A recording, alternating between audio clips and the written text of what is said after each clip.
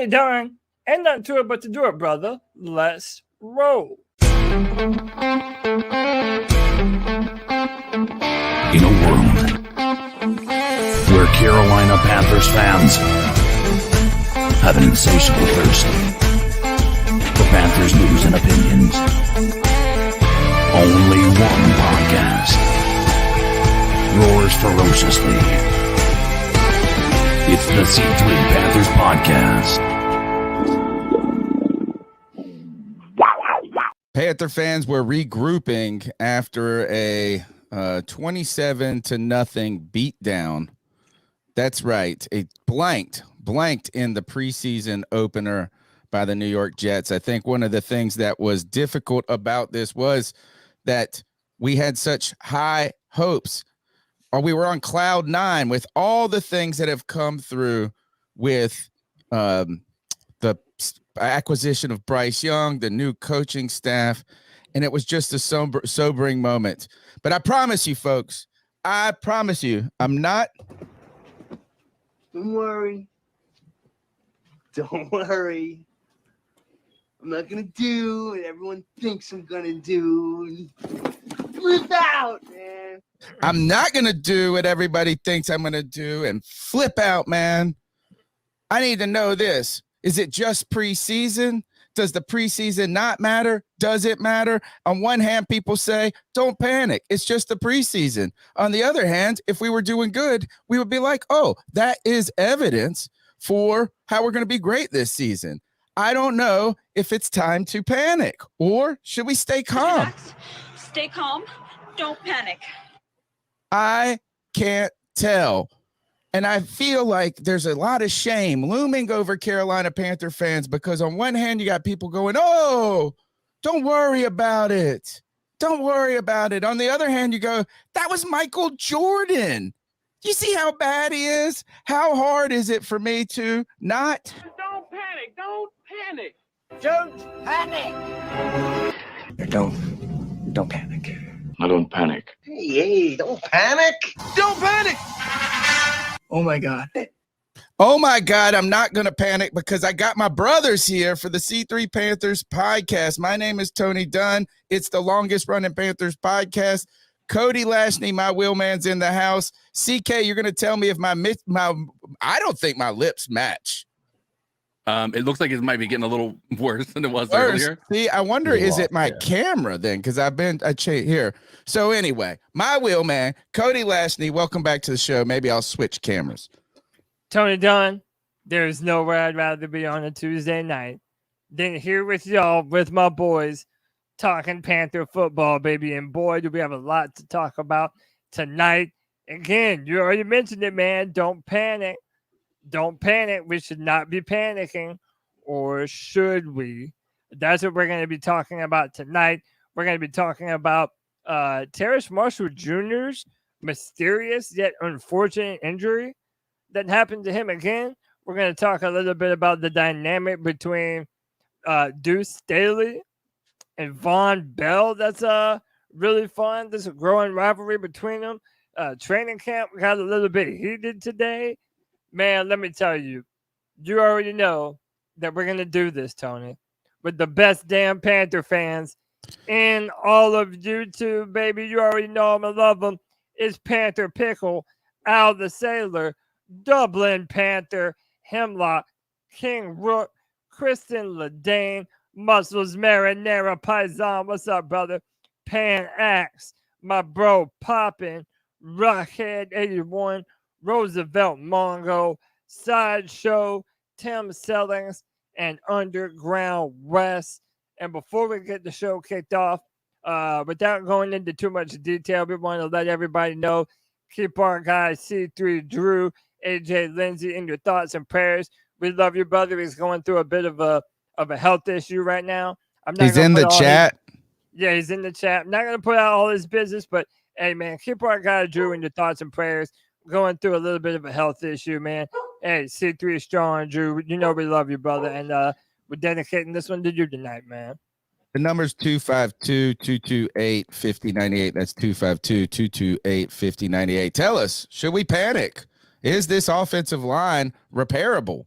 Is it fixable, or is this another implosion from the interior that is on the horizon? Week 2 of the preseason, is it a must-win game already? Holy cow. It's fanaticism, baby. And that's what I love about the C3 Panthers podcast. The number's 252-228-5098. CK in the house, back at it. Are my lips matching my face now that I got rid of the Logitech camera capture thing? Yeah, it looks good. That might have been the issue for you, man. That was it. It looks good now. Man, I'm happy to be here. Not happy with the result, but that's it's good to be back and talking about football that we've seen with our own eyes. These players performing, and again, talking about that panic button if it's something that we're going to be needing to hit right now. And I think we're as a team or as a fan base, I think the idea of it's just preseason is letting these guys off the hook. I don't think they take it like it's just preseason. I don't think we should either. I think it's going to be an interesting conversation tonight. Call into the show, be a part of the conversation. Let us know what you guys think about the Carolina Panthers, how we should respond, our outlook, and how it's changed. We're going to be talking about that. We're going to do a little barometric pressure later in the show. How is your outlook about the Carolina Panthers as a whole, the offense, the defense, Bryce Young, the offensive line? How has it changed? Has it improved? Has it declined, or has it stayed the same? We want your thoughts. We want you part of the conversation. Smash the thumbs up button. Get in the comments. Greg, time for you to get in this show, man. Welcome back. Thanks, man. You know what? I'm not going to say anything about until we get to the segment about what's going on. I'm just more interested to hear other people's comments and react to those. That's going to be mine. So, well, that's how they can do it. You can, you know what? Make sure you get in the comments, man. Right? I mean, get in the chat. Call in at 252-228-5098. Let's pop right into the show, Cody, and see what we got up. We're going to start with, look, first of all, I like this. This is a heavy, there's a band I really like called The Heavy. They have this great song, Cause for Alarm. Been listening to it a lot lately. Is this a cause for alarm is tonight's show? And to me, all eyes are focused on that offensive line. No matter what, no matter how good you are in other places, that offensive line, it can be something that undermines the success of a team and their potential all throughout the season. And we have to figure out, is this just like hideous depth at the New York Giants? Is this just generic play calling that exposed really bad matchup problems? We need to know if that's the case. Is this a cause for alarm? That's kind of the theme of the show, but let's talk about the most pressing news of the week. The Panthers getting blanked on Saturday. They've had 2 practices since, and all eyes have been on the offensive line. James Campen, the offensive line coach, I suggest everybody go watch his interview on Panthers.com. He has a hard time not cursing. Now he only says, yeah, he's great. He's fun. He called we got differing reports in the very immediacy. Like, did the offensive line themselves call this meeting after the game? It sounded like he called the meeting after the game and he discussed the need to address it. Cody, the offensive line has been the focus of Panther talk since Saturday. Yeah, man, rightfully so. I mean, the fact that right after the game, they had to call a meeting so that everybody can come together to really be like, hey, this bullshit that we just put out on the field is not acceptable, man. It really just isn't. And, I know we're going to do something of a temperature check later on in the show tonight, but it's hard to not be reactionary because we have known that Austin Corbett had this ACL injury since the end of last season. And the fact that, we're getting closer and closer to the season and we still don't know what the answer at right guard is, then inexplicably, Michael Jordan and Cam Irving are still on this team looking like absolute trash. It's baffling us and many of the fans. And it's hard to kind of know what to expect looking forward. A lot of the word was, and I believe you said even Mike Kay said this on Twitter, that the New York Jets have a lot of depth on defensive line. Like they have an embarrassment of riches. I'm sorry, Tony, that doesn't do a damn thing for me, man.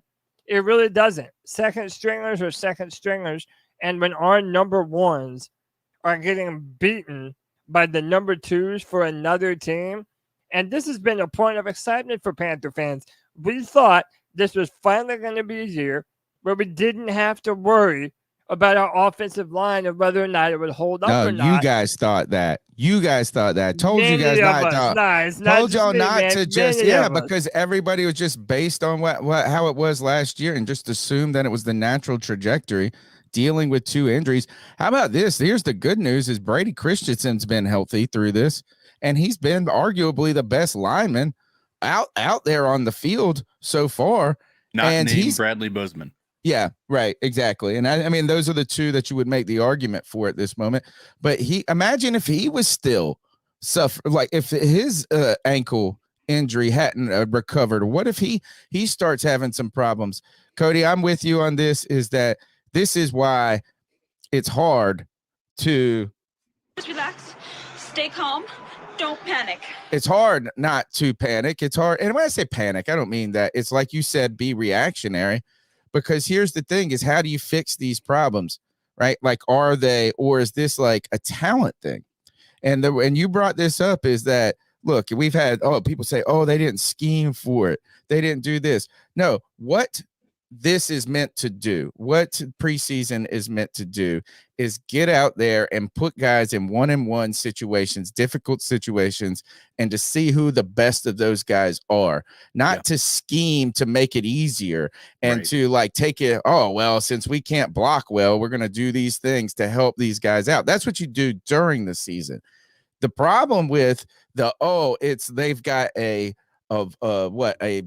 embarrassment of riches is the problem is that means we don't have an embarrassment of riches, and you're just getting beat one-on-one. So does the preseason matter? Does it not matter? If it doesn't matter, why do they take it so serious? Yeah. And by the way, if you listen to any of the press conferences today, all of the coaches seem very nonchalant. They didn't care. They're not going to put a lot of stock in a preseason can't game. Panic. You know what I'm saying? Like, they have to say that. But, there are too many sayings that I'm so sick of, Cody. They made it to a point where it was like, nothing to see here.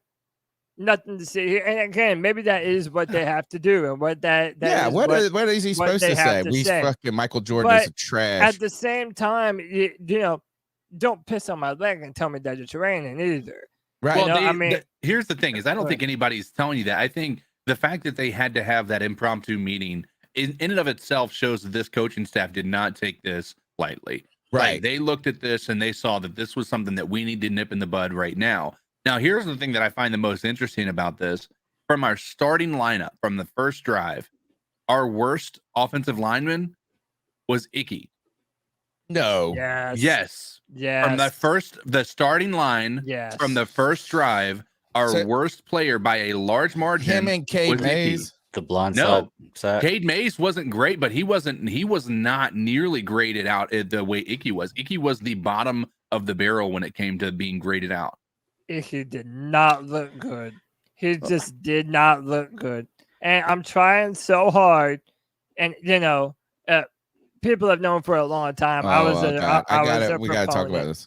I was a proponent of having Brady Christensen at left tackle and putting Ike Ekwonu at left guard.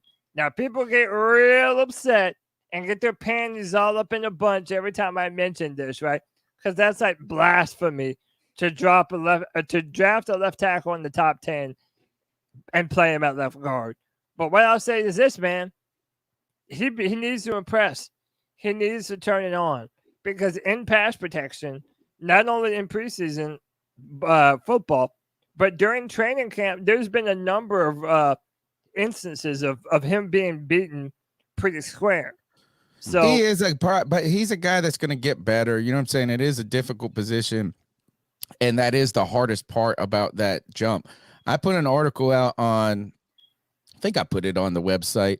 3 problems with the Carolina Panthers or facing the Panthers offensive line. I also did a short, hey, CK, you like those things I've been doing? Yeah, they're good. I listened to you. Not only am I a teacher, I'm a lifelong learner. There's 3 issues facing the Carolina Panthers offensive line right now. And Icky happens to be one of them.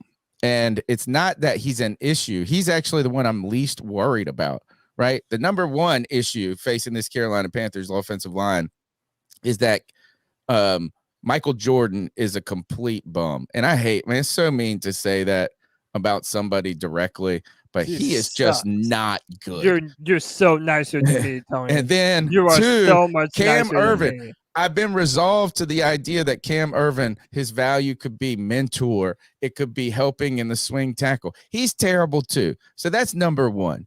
Number 2 is that we are facing some issues with missing pieces. Zavala has been out, so he has not been able to get the work and the reps and the strength and all of this, right? So you have a rookie. You can't just be like, oh, rookie who hasn't practiced at all is going to be great, right? It's just fixed. And then we're missing Austin Corbett, and that's not a short-term miss. Even if he does come back to start the season, you got to believe that he's timing, fatigue, it's like not just like, oh, magically healthy, right? So those missing pieces. Here's the part with Icky, though, is Icky's difficulty is dealing with speed. Mm-hmm. Yeah. And if that's a technique thing that he can get better at, it'll be fixed. Right. But if he can't overcome that in his career, like if that continues to be a problem, he'll make a great guard. Yeah. I mean, and listen, I think he could be a Pro Bowl guard. I'm going to let. I still believe he can be a Pro Bowl left tackle. I'm not worried about it yet, I mean, but listen, that's the thing to watch. He has to improve against speed rushers. And again, that's why I'm not flipping out on this, but it's definitely something that's caught my attention and caught the attention of a lot of other people. I think I know what could possibly fix it. I'm going to let Greg jump in, but before we do, Roosevelt Mongo very kindly with the $5 love bomb says the Panthers have a culture of losing, and Reich was supposed to change that. But to start off this way in his regime is totally unacceptable. Damn, strong words, Roosevelt. Go ahead, Bad Daddy. Okay, with the offensive line, I'm going to say that I'm not worried for 2 reasons. One, because it's the first game of the preseason. Now, granted, didn't like what I saw, but I'm not going to say that I'm worried about it right now. And the main reason I'm not going to say I'm worried about it is because I was sold the ticket that Bryce Young had a bad offensive line in college, a terrible offensive line in college, and he was amazing. So I'm not worried about the offensive line being terrible. Well, you know what he was able to survive out there, took some big shots. I'm not worried about that. Yeah. So it looks like this is Zavala is getting reps, Cody. Yeah, he is taking the majority of reps at left guard after starting the majority of the season on the PUP list. And this is what we all called for, right? I know everybody was pounding the table for him to start at left guard since him and Icky and Kwanu played literally like 3 or 4 games together with that different type of formation. But we all expected, or at least I did, that it would be Christensen at left guard, and then that they would work Zavala into the lineup at right guard. Yeah. And it appears that that's kind of what they're doing. But, man, listen, that's why all eyes on this offensive line. This is the perfect example of don't believe a person when they tell you who they are. Believe them when they show you who they are. And as much as they can sit up at that podium and say they're not worried, they're not concerned, man, all hands and all eyes were on deck on this offensive line. You have Thomas Brown sitting in with the offensive line today at practice. Scott Fitterer is on the field looking at this offensive line. He's figuring out if he's got a trade. Yeah, and the fact that Michael Jordan and Cam Irving were signings of his. And listen, I've been a Fitterer supporter. Nobody can take that away from me. I have said I like Fitterer. I generally like the moves that he has made. But if this offensive line is not ready to go by the start of the season and is getting its ass whipped up and down the field, there's no way that you can't blame Fitterer a little bit for the lack of depth that they have on this line right now. So, yeah, he needs to be out there knowing if he needs to make a move to shore up this offensive line after you just drafted a 5'10", 200-pound quarterback, number 1 overall. Fitterer better be worried about that performance, and that's why I say don't believe them when they're up at that podium telling you that they're not worried about this. I guarantee you that they are. Yes, I mean you're exactly right. They should be worried about it, and this is going back to drafting that player in that position. Did you have the offensive line set up? I mean, I have people in the chat saying, "Well, the transition from the pros to the college is different." Well, guess what? That's my original argument. That's my whole original argument. Is that transitioning from college to the pros is different. So if that's what you want to fall back on with the offensive line, then you're just solidifying what I'm saying. Like they have got to, if you're going to have Bryce Young in there, I think he's a talented guy. You've got to protect him. Yeah, I mean, it's got to be number one. It's got to be number one. And like when you're looking at this and you see that the biggest, one of the things that we thought was shored up was the offensive line. And to have that now be the biggest hole on your entire roster, all of a sudden the linebacker role doesn't look that bad. All of a sudden the secondary doesn't feel all that bad. And now all of a sudden this thing that we thought was going to be the thing that propelled Bryce Young into stardom is going to be the thing that potentially is going to be causing us to falter if this doesn't get fixed, quickly. And you can't even just put this on the right guard. I have been watching this team and doing this for so long, man. A good offensive line is something that we just don't get blessed with in Carolina. And what we had is like, here's the perfect storm. You guys are like, oh, they're mid whatever, and they're going to get better next year. We're drafting some players. Well, you know what? Those injuries, number one. Number two, Moton getting older, right? Is it a possibility that Moton is like deteriorating to some degree? Man, this offensive line could have some problems here, particularly if they just don't find one of these young guys to fill in till Austin Corbett is 100. Yeah. Right. And so that's a difficult thing. We're trying not to panic, but guess what? We're very comfortable where we're at because this is what we know. Bad offensive lines, we got this, guys. The problem that I have with it is right now we were just ready to get a dang offensive team, but how are you going to throw it downfield if you're getting creamed? Yeah, I just maybe that should be our next T-shirt. Offensive team, how we're creamed. Yeah. Hey, man, how about that Paisan has been a member for 8 months. Appreciate your muscles, marinara. If you would like to join, hit that join button for $1.99 a month. Help support the C3 Panthers podcast. Tony, there's another way that these beautiful fans of ours can support the C3 Panthers podcast. Why don't you let them in? I tell you this is we've partnered with Caldera Labs for the month of August, guys. And I got to tell you, I've been using this product and I've been really impressed, right? Impressions matter, folks. Your looks matter. I know that sometimes we like to act like they don't, but first impressions matter. Man, the way you look helps your mental and your physical health are tied together, right? Is before I lost lost some weight, right? I didn't realize how bad I felt about myself. So we need to take care of ourselves. And guys, we don't take care of ourselves enough. And one area we don't is with skincare. And that's where Caldera Labs comes in.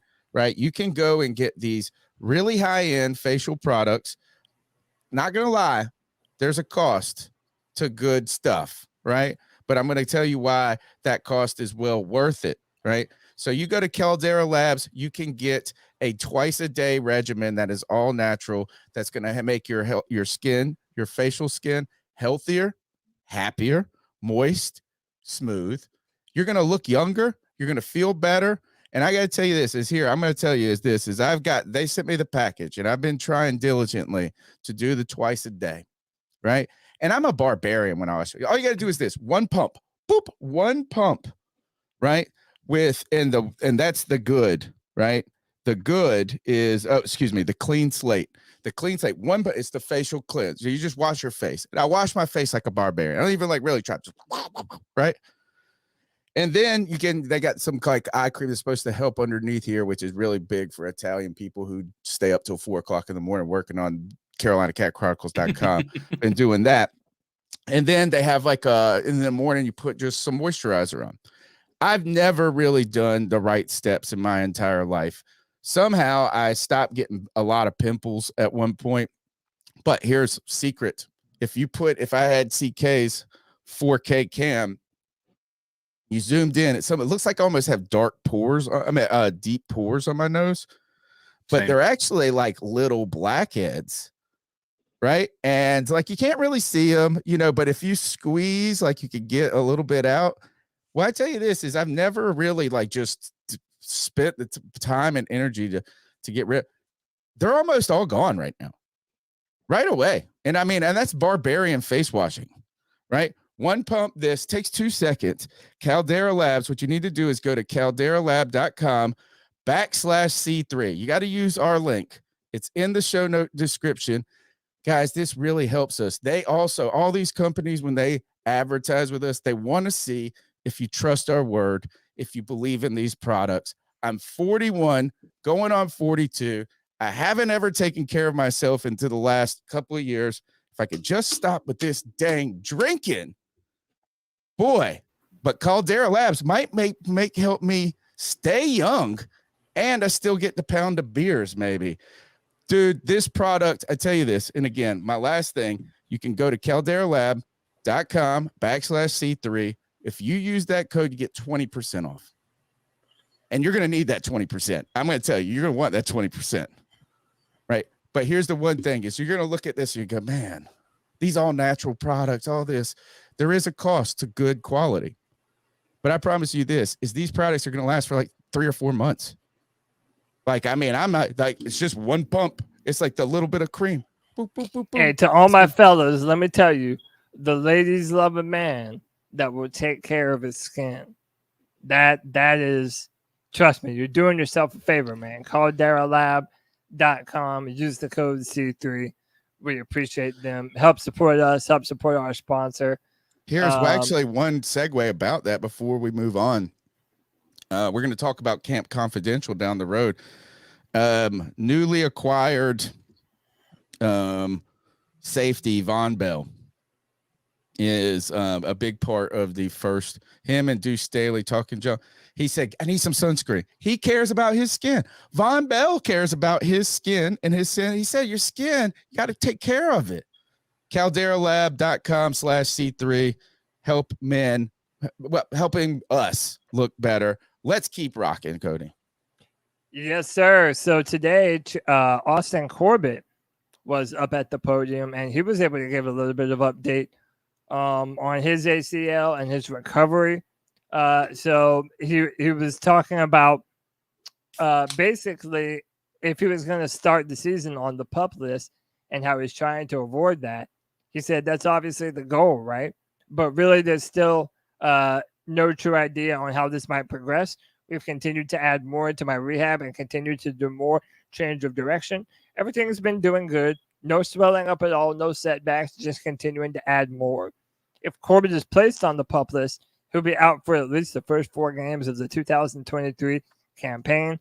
That's a particularly rough prospect for Carolina to ponder, especially after a disappointing performance against the Jets. We all know that the competition to replace Corbett, that's like the center of discussion right now. Chandler Zavala taking most of the reps at right guard. When he was asked if the PUP list is a realistic option, Corbett refused to play doctor. He said, I'll leave that to the people upstairs. That's why they're in charge. I'm just here to do what they tell me and hopefully get out there sooner rather than later. We don't want to rush him back and have him be injured, but damn, do we miss him now after that shit show of a week 1 preseason game, huh? That's just, I never knew how much I missed Austin Corbett. How until I didn't see him. sneakily was he such an important part? I mean, we knew it. Here's the thing: is we knew it, but it's just the same with back when you go back to Star Latulele. The fact that you're not calling their name is a good thing a lot of time. I mean, I know them getting sacked would be better, but like we didn't say Austin Corbett's name last year. Why? Because he was doing what he's supposed to do. Mm-hmm. So this offense, heroes, we're just, and I don't know. I know that you got look. I don't think that the answer can be Michael Jordan at all. Like I don't think it's technique, but we're gonna need somebody like Deontay Brown, Zavala, Cade Mays to play a significant role this season. Mm-hmm. Right? It's just like we got too many nicks and dings already in the stuff. It's like our plan actually relies on one of these guys being a contributor, not just being a warm body, but actually being a positive contributor to the offensive line. So we'll have to be monitoring that closely. Well, yeah, I think one of the other biggest problems you have is the continuity of the guys together. Because, like you were saying, you even if you have one guy who's not so good on the line, playing with the other guys more, like always rising tide lifts all boats, kind of thing. Exactly. They started 3 guards on 3 series, Greg's in that. Like, I mean, that's there's clearly there's no chemistry. Yeah. And that's when Icky got beat on the stunt. Those are chemistry things a lot of times. I thought Bradley Bozeman looked great. Yeah, I thought Bradley Bozeman looked great. Brady Christensen looked great. Pretty much no one else. I mean, Taylor Moton was... Moton got beat pretty bad on one of those. I don't know there was many positives outside of Bozeman and Christensen. Yeah, I agree. And you really, really hope that Icky would have come in here and shined, because I mean, the majority of the year last year he did a great job. He started out in a rough spot, and then he got his bearings, and you would hope that would continue over, and you'd see that happen again, but it just didn't. Yeah, and that could be the case this year too. It's only his second year. He may just needs a little bit of time to get into it. It's why I don't want the panic button. Like I was being hyperbolic when I said I have no issues, but I do worry about the offensive line. But I'm not ready to hit the panic button after game 1. So somebody put this on Twitter. Shout out CJ Sloth. He said last preseason we beat the Buffalo Bills 21-0. Do we think that the Bills were worried? And we want to invoke before we go to that, before we go to the video, right? I want to bring the ultimate question, Cody, is there's 2 distinct different opposing sides. Think of them almost as political parties, right? Like on the opposite sides, like the radicals of each other. One side is going to wake up on Sunday and Monday morning, call in the radio shows, call into the cat calls, and they're going to say, this offensive line, Michael Jordan's the worst player in the history of the world. The offensive line might not be repaired. Were our expectations too high? Man, was this coach? Did we just think that this coaching staff just a recycled bunch? Now we're talking about, we're questioning Scott Fitter. You know what I'm saying? It is like, oh shit, we suck again. Right? Remember in Waterboy where the guy is like, "Oh, we suck again," or Rob Stein, whatever. Is like we suck again. And then there's the other group of people, and sometimes the media is like this. The fan shamers are a little like this. It's like, "Oh, it's preseason, dude. None of this matters. Score, man. They're 0-0 still. It doesn't matter. Look, the Bills. They got blanked last year, and they were great." You remember that? Look, the Baltimore Ravens haven't lost a preseason game in 27 years, and they weren't that great last year. And they're saying none of this matters. So it either doesn't matter to one camp at all, or it matters crazily to the other camp. And the question is, what's the answer? What's the answer? Who's right? Who's wrong? One's dismissive. One is aggressive. Cody, now let's invoke. This is because on one hand, it's a shaming thing. They're like, oh, I'm not going to worry. I heard like 7 reporters say this day. I'm not going to worry. It's just the preseason. You think I'm going to worry? I mean, I'm not going to worry till it's Atlanta. Why? This is just preseason. Well, You and know this they're is going to get where- this figured out. You know they're going to work on this, right? But there is another side to that coin. Well, yeah, and this is where, whenever we as Panther fans start to voice those concerns about whether or not what we're seeing in the preseason is actually legitimate and whether or not we should actually be worried about it or not, man, let me tell you, there's always that chorus of people who say the same damn thing. It's just camp.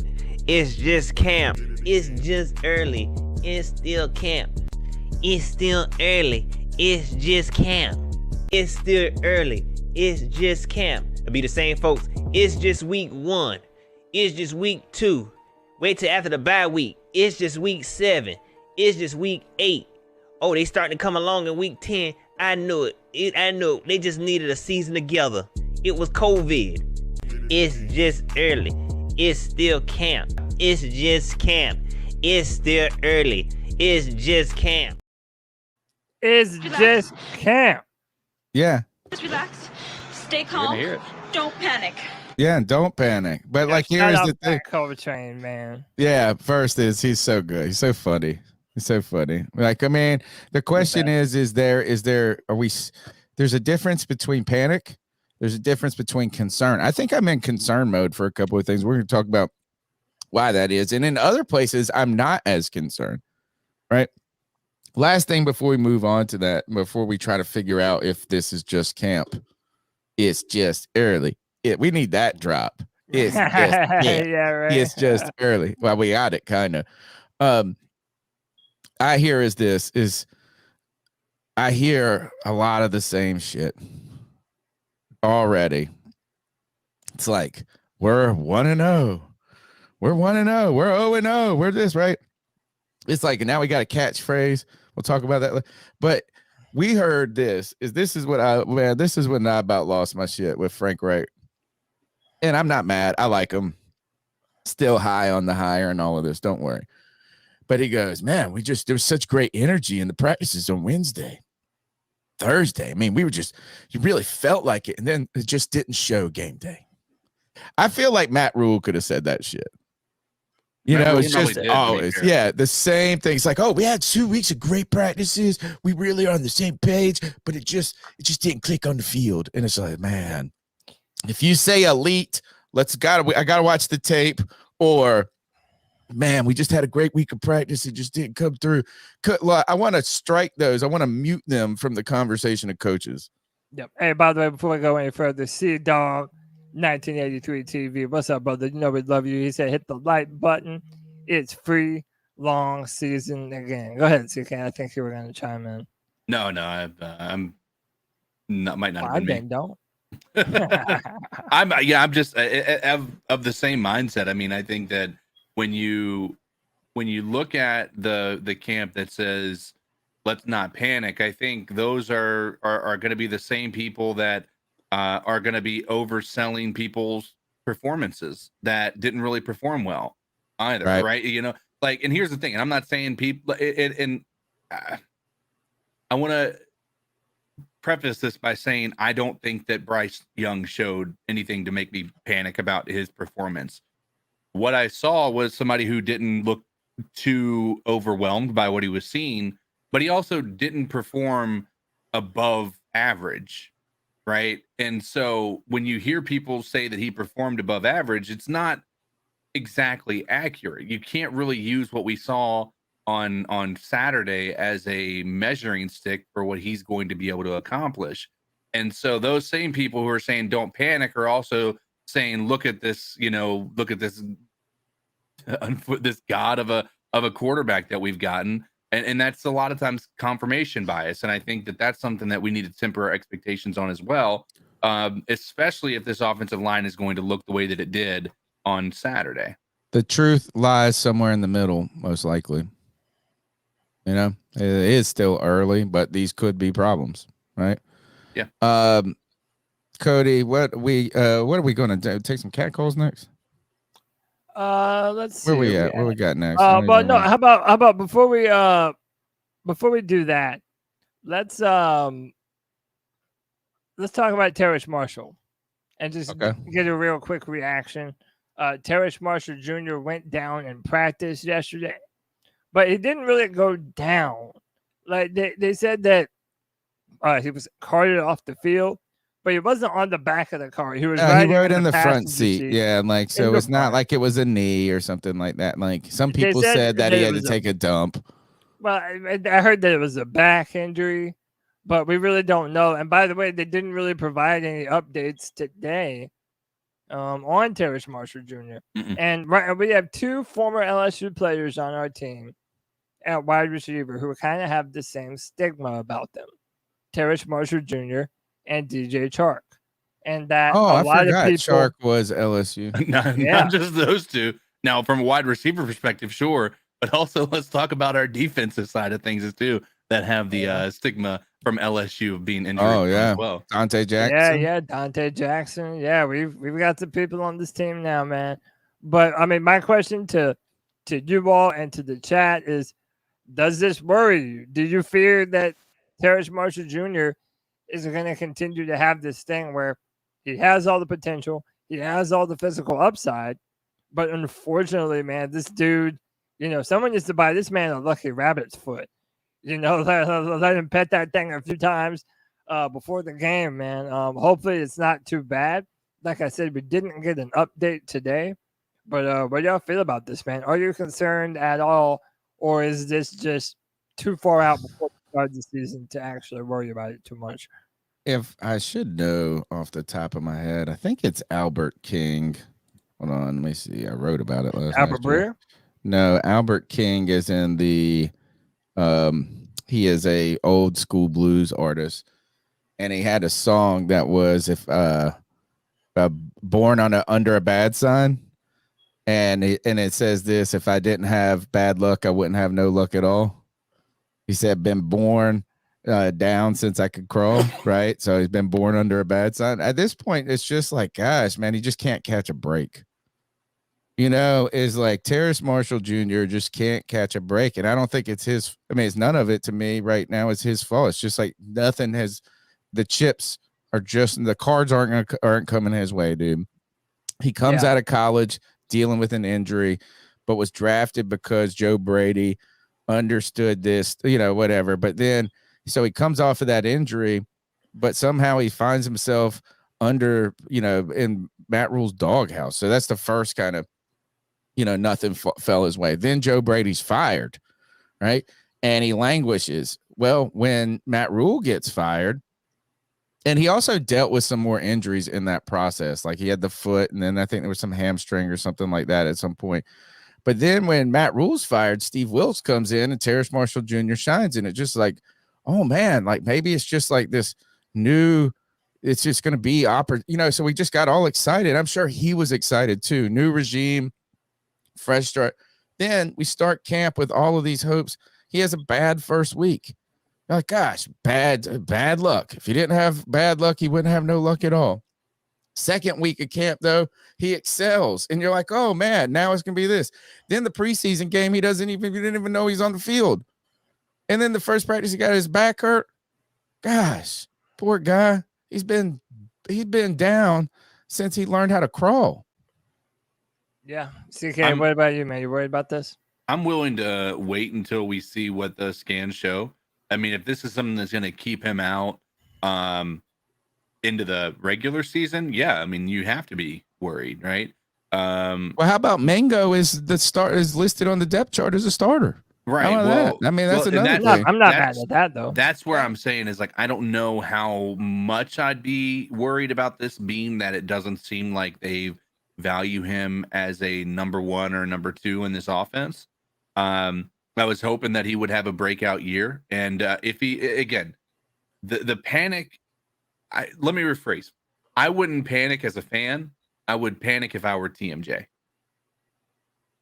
It's hard to keep your chin up at that point. We talked about, you remember when J.C. Horn got hurt with his hand, like friendly fire at the end of last season or whatever.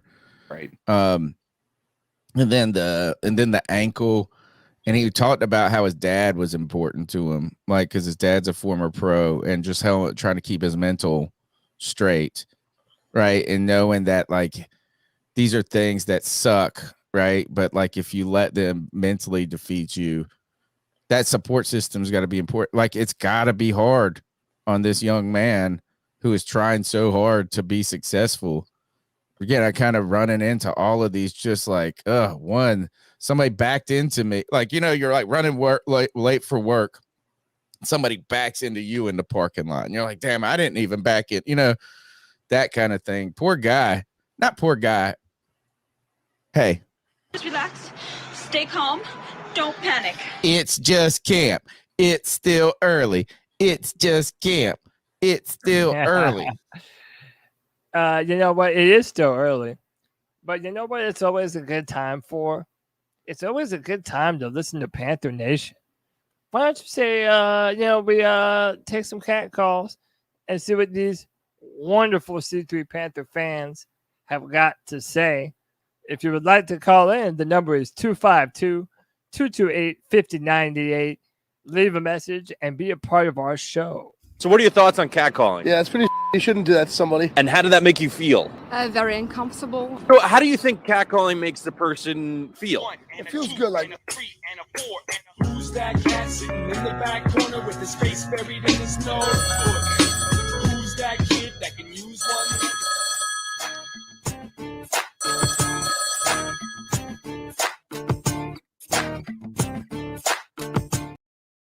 I'm coming. Good God, the Bluetooth disconnected. Come on. Freaking Bluetooth. The dude. Bluetooth. Good Lord. Freaking Bluetooth ruining our cat calls. Why is it not connected? Freaking Bluetooth. Just was connected. All right, I got a different way I can do it. Cover it here. Let me. Yeah, man. Download it. So how about we'll start with this, right? This is something that we've been talking about for a little while, and that's DJ Chark's potential to be a number one wide receiver in this offense. He's the other LSU receiver that's had, some ups and downs in his career. But this is from Alex Zeitlo, our guy Alex. This is the guy that wrote the very nice piece on me in the Charlotte Observer. Says DJ Chark shakes loose Dante Jackson on a one-on-one deep route. Play ends with Jackson on the ground and Chark spinning the ball in celebration in the end zone. CK, every single thing that we hear about DJ Chark is always positive. And I really think that his career to this point hasn't done him justice on what he's actually capable of doing. And if he is able to stay healthy this year, man, we could have a real one on our hands. No, I agree. I think that this guy can, just based on what we've seen, the route running, the speed that he has, I think he's one of the most complete receivers we've had in Carolina in a long time. You're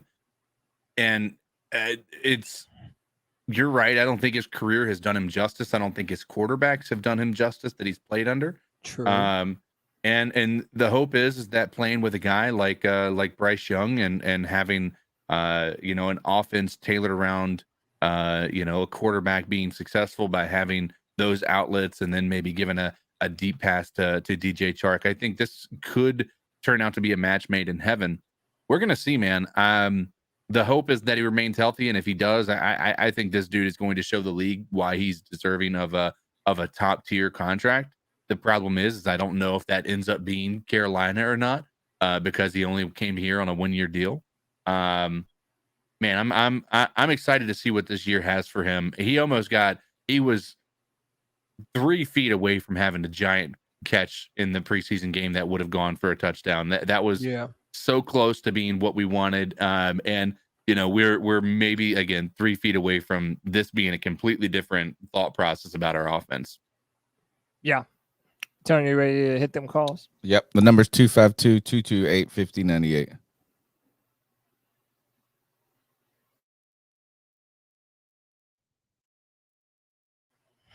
We don't hear anything if you're playing it. We can do it as a team, and we're going to dominate. Come on. Yeah, restart it. Disregard that last call, guys. I'm sorry. Anyways, Cody, I agree with you about winning 11 games this year, bro. I feel like he can do it. I feel like we can do it as a team, and we're going to dominate. But my question is also, you think we're doing a lot of run option with Bryce this year like we did with Cam back in the day? And also, my other question is, do you think if we win 11 games, do you think Frank Wright is Coach of the Year? All right, thanks, guys. Keep pounding. If we win 11 games, it's certainly possible. I mean, you certainly have to mention Frank in the Coach of the Year. I really do think so. And you mentioned the RPO offense. A lot of people, when they see Bryce Young, they do not see a quarterback that is built to run a legit RPO offense, because most of the times that involves your quarterback being a running threat.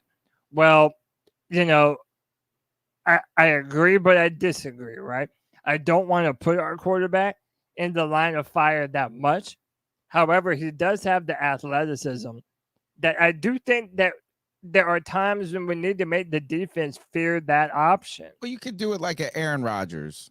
You know what I'm saying? Like Aaron Rodgers earlier in his career could run for a first down on kind of a design trick. You know, but the whole offense wasn't built around his legs. But he had the ability to run and take advantage of something. Russell Wilson. The thing about that we saw from Bryce that was awesome in that preseason game is his knack. He doesn't have the happy feet. He doesn't. Do you remember last year when Mayfield came in there? And look, the offensive line didn't do him any favors in that spread out offense at the time. But as soon as there was pressure, head down, running all around, you know what I'm saying? Like, what do I do? I feel like, man, is Bryce, we didn't even see him run once. Like, not even a few. You know, we've seen him. We saw him at camp, CK, that first day where he evaded a defender, and he's still looking for the throw. It is, It's, I think the mobility, it's not that he's incapable of it. I just think that his game kind of leans another way. No, I agree. But here's the thing is I think that even when we think about the preseason game, I don't think that there was going to be an opportunity for him to run, because I think that it was intended, the way that they had this set up is it was supposed to be very quick reads, right? It was not intended to be like hold on the ball for, enough time for number one to pressure to get to you, but also for, you to get through all your progressions. His ability to get through his progressions incredibly fast is actually incredible based on what we saw on Saturday.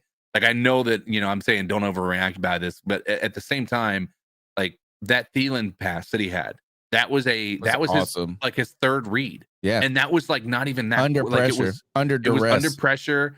And so that was impressive to see that. That's his superpower, man. Right. And so I don't think I don't think RPO is out of the question. I just think, and me and Sideshow, I think on the same part of this. I think that it's going to be more of a run pass option, but the run isn't the quarterback. It's going to be just the running back. Yeah, right. Yeah. Football. Exactly. Right, and him passing the ball. Which I guess you could consider play action, but I think the option is still there, and I think that's what we're talking about here. Aren't they trying to change the rules on that crap? Where you can't do a handoff in front of the quarterback anymore or something like that? No, there was something that was like, I know, trying to do something like, I mean, yes and no. There were some people who wanted to change it entirely, and they did make some tweaks to it, I think. But if the difference, I think, is if it's I can't remember exactly what it was. It was almost like if it was a shovel pass, it doesn't count as a pass. It's like a technically a handoff or something like that, which is going to impact people like, Patrick Mahomes and things like that do a lot of shovel passes and get their touchdowns and yards that way. Right. Let's So as far as that, I think Bryce Young, is not going to be running a lot. I think it's just going to be him reading the field and making those quick reads like he did. I'm in favor of anything that our offense can do to keep the defense guessing. Yeah. And I do think that Bryce is far more athletic than we give him credit for, especially if you watch the Tubi documentary. I don't know if you got a chance to check that out. It's QB1 on Tubi. They profiled his high school year at Mater Dei High School out there in California. And his senior year, he became a dual threat quarterback. He was running by everyone. Now, granted, that's in high school. I'm not saying that's the same. But, I think because of his size, right, there's just that natural hesitancy not to want to put That's why his you just body don't in build harm's way. you don't build it around that, right? It's just like, Right. but if he sees open field, he needs to be able to take it. and he will. Yeah, and he'll be fine with that. Like, it's just, will he learn how to slide? Will he do those things? I just don't think it's like there's some offenses where, like with Lamar or Cam, where like you could just do it every play and you would probably get 7 yards. Yeah, you know what I'm saying? So it's like, then you're just like, hey, this is our like best a Josh option. Allen type of player. It's and not so, like that. but I think it's like Mahomes, Russell Wilson type esque. You know what I'm saying? I think he's more mobile than Drew Brees, right? I mean, he's not a statue like Peyton, Eli, or Brady was, but he can, Daniel Jones-ish in some ways. And Daniel Jones has got legs. He can run. Oh, dude, he's a runner. So Yeah, anyway, he can all right, run. let's go to the next call. The number's 252-228-5098. Smash the thumbs up button. You know what can be really cool is hit the share. You hit share, put it on Facebook, put it on Reddit, put it on Twitter, put it on wherever you talk Panther fans. Help people find the podcast. Subscribe on Spotify, iTunes, Google Podcasts, wherever you listen to your podcast. You want the audio, get that. Go check out my shorts. Get in the calls. What's up, guys? This is Chase from Anderson. I'm going to give an ice up to Chris Sims. On his podcast about the QB debuts on the preseason, he had what he called the wow-o-meter. He gave Bryce Young a 2 out of 5, that he was okay and needed to see more. But this fool is going to give Anthony Richardson a 5 out of 5. The dude threw an interception. He said, "But when he threw the interception, he threw the ball really hard. It was so amazing how hard he threw that ball into an interception. What a freaking joke! Why is Michael Jordan still on the roster? No idea. Federer should be on the hot seat just because of that alone, and his bum ass drafting he's been doing. And also, speaking of Anthony Richardson, this dude's going to end up on the same bubble as Malik Willis and Trey Lance. You got to be able to play the quarterback position. And I was more concerned about the defense of this preseason game and the lack of the ability to stop anything, and how easy the Jets was able to move the ball with their backups against most of our ones, missing only Brian Burns. That's very, very concerning to me. All right, look, first, I love the call. Great points, particularly about Michael Jordan. I heard the Chris Sims stuff when they talk about how wow meter isn't, look, I would say that maybe Chris was too hard on Bryce, right? But it is wow factor, right? But I think the wow factor, where I would give Bryce a wow-o-meter score of 4 out of 5, 3.5, is that he didn't look like a rookie. No. I mean, he was doing things that rookies don't do. And on the other hand, Anthony Richardson did what you project him to be able to do, and that is be physically insane. He looks like Cam Newton out there. I mean, he really looks like Cam Newton out there. And that interception he threw, yeah, it was off. It was like a first play, but he threw a 60-yard in the bucket to this dude, and the guy just fell on the ground and dropped it. It would have been. I thought he had a nice performance. I think Anthony Richardson is an intriguing quarterback. He's also an intriguing rapper right now. Yeah. I saw his clip. I will say Chris Sims is a guy that has been not one of Bryce's biggest fans for a long time. He just repeated his same takes over and over. And that's fine. He's sticking to his point. He said this is he said, I saw him take big shots. Mm-hmm. And I was concerned. Greg, you're a little hot, coming in a little loud. Oh, sorry. Am I too loud now? Just turn down. Yeah, still a bit. How about that? Is that better? A little more. A little more. Okay. Well, I heard that call, And I wanted to say that while I don't think that Anthony Richardson was a 5 out of 5, if you're going to rate it on a scale of 1 to 5, right? Same. I think he certainly had a better first performance than Bryce Young did. I'm not saying Bryce Young. No. Listen. Okay. He threw interception. Okay. Do you think Bryce is not going to throw interception this year? First of all, he didn't. Okay. Because you know what else he didn't do? Throw for more than 30 yards. Get past the 50-yard line. That's what else he didn't do. I would much rather have a guy who had the game like. I'm not saying I want Anthony Richardson over Bryce. All I'm saying is when you're looking at those two games, Anthony Richardson showed a lot more potential in that game than Bryce Young did. We saw Bryce Young throw 10 yards down the field twice. I think they both show what they are. Tony, I wanted to say this. Anthony Richardson showed you what he was meant to be, right? That he might not be as ready as everyone else, but everyone knows he has the cannon for an arm, and that he has that physical run around ability. Did you see him to run make that a guy play. over? Yeah, dude, He looks like Cam mixed with Colin lying. Kaepernick. It would be lying if I said that I didn't see shades of Cam Newton when Anthony Richardson was playing, because I absolutely do. However, Bryce showed that he also is everything that he was built to be, because even though he didn't have the yards, even though he didn't have the touchdowns, like CK said earlier, even with pressure in his face, this man was moving down his reads.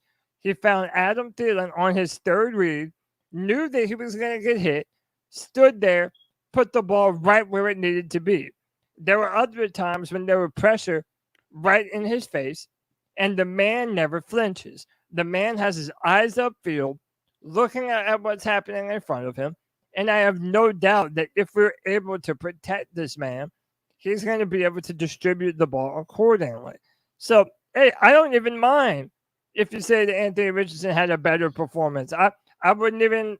I don't even know we have to do better. I would just say he had a good one. But what I'm saying is that I'm not disappointed with anything that Bryce Young did, and it doesn't make me any more nervous about Bryce going forward and what he's capable of doing. Let's do this before you respond. Let's go to the barometer, and we'll do one barometer before we take the temperature. We'll do a little temperature check here. Check the atmosphere. We were going to do a little bit different order, but in response to this call, what is your outlook after week 1 and to this point and about Bryce Young? Has your outlook remained the same? Has it improved, or has it gone down? We'll start with you, CK. It's remained the same. Okay. Greg. I'm the same. Yeah. Same? Yes, because I think that Bryce Young went to camp and you saw him do things. You were like, "Oh, I need to see it." I feel like it's got to inch up for you a little bit. No, my stance was that I believe after seeing him that I think he is a guy that can do it. I think he can if we can protect him. So you're in the yellow from this game. Yeah, we're still saying, all right, you're just keeping steady. Cody Lack. I am down. Down on Bryce? Bryce? It's not Bryce. No, I thought we were talking about only about Bryce. You didn't make that. You didn't make that clear. Yeah, I did. You just won't listen. No, you didn't. No, Bryce. No, Bryce. No. How about this? I'll go up because it confirmed what I know about him, and that in real game action, every single step along the way, Bryce has looked better than what he was supposed to. And the fact that he gets on the field in live action and he was able to take some big hits, bounce back up, yet still kept his eyes downfield, distributed the football well. Yeah, I have no problem saying that I'm up on Bryce. To me, the outlook is as good as it ever was. Now, that's not the whole team, but Bryce, my outlook is just fine on Bryce. I said on Saturday somebody was going to do this, and I couldn't believe Cody's the one who's doing it. But no, I'm next. You didn't watch my short then. I'm in the green. I'm full go right here. Pedal to the metal. 4 reasons why why the atmosphere pressure looks good for me and Bryce Young. Number 1, ball placement. This guy was throwing the ball where it needed to be. It's like if you think about some of the missed throws, one was a miscommunication with Chenault. He didn't run the route correctly. He ran 5 yards. He ran too deep, needed to be to the sticks, right? There was one slight overthrow when it came to Chark, but there was a couple of moments, particularly there was a Thielen pass where 1 and 2, the first Chark pass that was for a first down, where he threw it in a place where he threw it to his receiver, as one analyst said, just as much as he threw it away from the defender. So sometimes what NFL open is like getting the guy a little bit more open in the ball placement. So number one, we confirmed Hayden Hurst one, by the way, that Hayden Hurst throw where he threw him like into his break so that he was running to try to get that first down. I think that was again, these are small victories, but that was impressive. Yeah, but we saw it. But this is what we saw. Like maybe it's confirmation, but I saw it. So I said this is look, ball placement, number one. Number two, pocket presence. This guy was under duress. He didn't panic, right? He stuck in there, took some hits, did this, went like he didn't just run away. So he navigated a pocket, right? He did those things that we talk about that quarterbacks need to be able to do is movement. And, it's kind of like this is sometimes you don't have to be a runner to move. You know what I'm saying? You can move in the pocket slightly and create more time. He had a good pocket presence. He did not panic and just immediately run when he felt pressure. Right. And that's a big deal. There's a difference between just being mobile and having finesse. Kyle Farnsworth used to be able to throw 103-mile-an-hour fastball, but people would rock him all the time because there was no movement on that. Sometimes it's not just about sheer speed and things like this, but how to flow. Look, Tom Brady moved around the pocket. Think of Jameis Winston drill and him in those bags all the time. Pocket presence. Number three, he went decision-making. Decision-making was positive. We saw him go through his first, his second, and his even third looks. His feet stayed right, his eyes, and this is under duress. He didn't throw a pick, while those other two rookie quarterbacks did throw a pick. But he demonstrated good decision-making. And number four, toughness. We saw him get knocked down twice, big hits, and he survived, and he smiled. So those four things right there, they don't mean he's a savior, but man, my outlook for Bryce Young is going up more than it was last week. Can I tell you another thing that should get you super excited? There's so much that Bryce Young can't capitalize on, which is his strength, and that is his intelligence, right? He cannot capitalize on his intelligence right now. Like audibling and he can't do that. You can't. Sure. He's not able to do a film study on what the defense is going to be bringing to him. Like all the things we thought Luke was like incredible at. You would think, and that is like being able to read what the offense is doing and all that. You would think that Bryce Young is going to have a similar trait in that with the way that he handles, seeing what a defense is showing in their lineup, things like that, right? So I think we should only get excited by the prospect that he's going to be able to do that as the season goes on and there's more tape to review. I think Bryce Young is going to be one of these players that is going to be able to take what he sees and use it against the defense on a regular occurrence. So can I ask real quick, Tony? So you're telling me, like, I can understand the bar not moving, like me and CK are saying, because of the reason I'm about to give. But you're telling me that after 4 passes, 3 knockdowns, 6 passes, he was 4 completions, for 21 yards, he moved the bar for you with 4 completions for 21 yards. He showed 4 distinct you said he has, that I like to see. You said he has pocket presence. Of those 6 dropbacks, he got sacked twice, didn't he? One was a blindside free rush. No one. I don't think he got sacked. Hit. I'm not, like I said, I'm not trying to trash the guy. I think that he is. I just did not see in this game enough to make me go forward and be like, "Yup, crown him." It's not about that's what I said. This is the temperature move. What direction's it moving? That's it. You're reading into it too much. That needle right there went towards the green for me. But it went more green after last week than less green. For you, it stayed the same. Here, you guys like me? Here, why don't you all check out this? Can I do a little self? Some people don't even know. I just recycled that from. Let me see.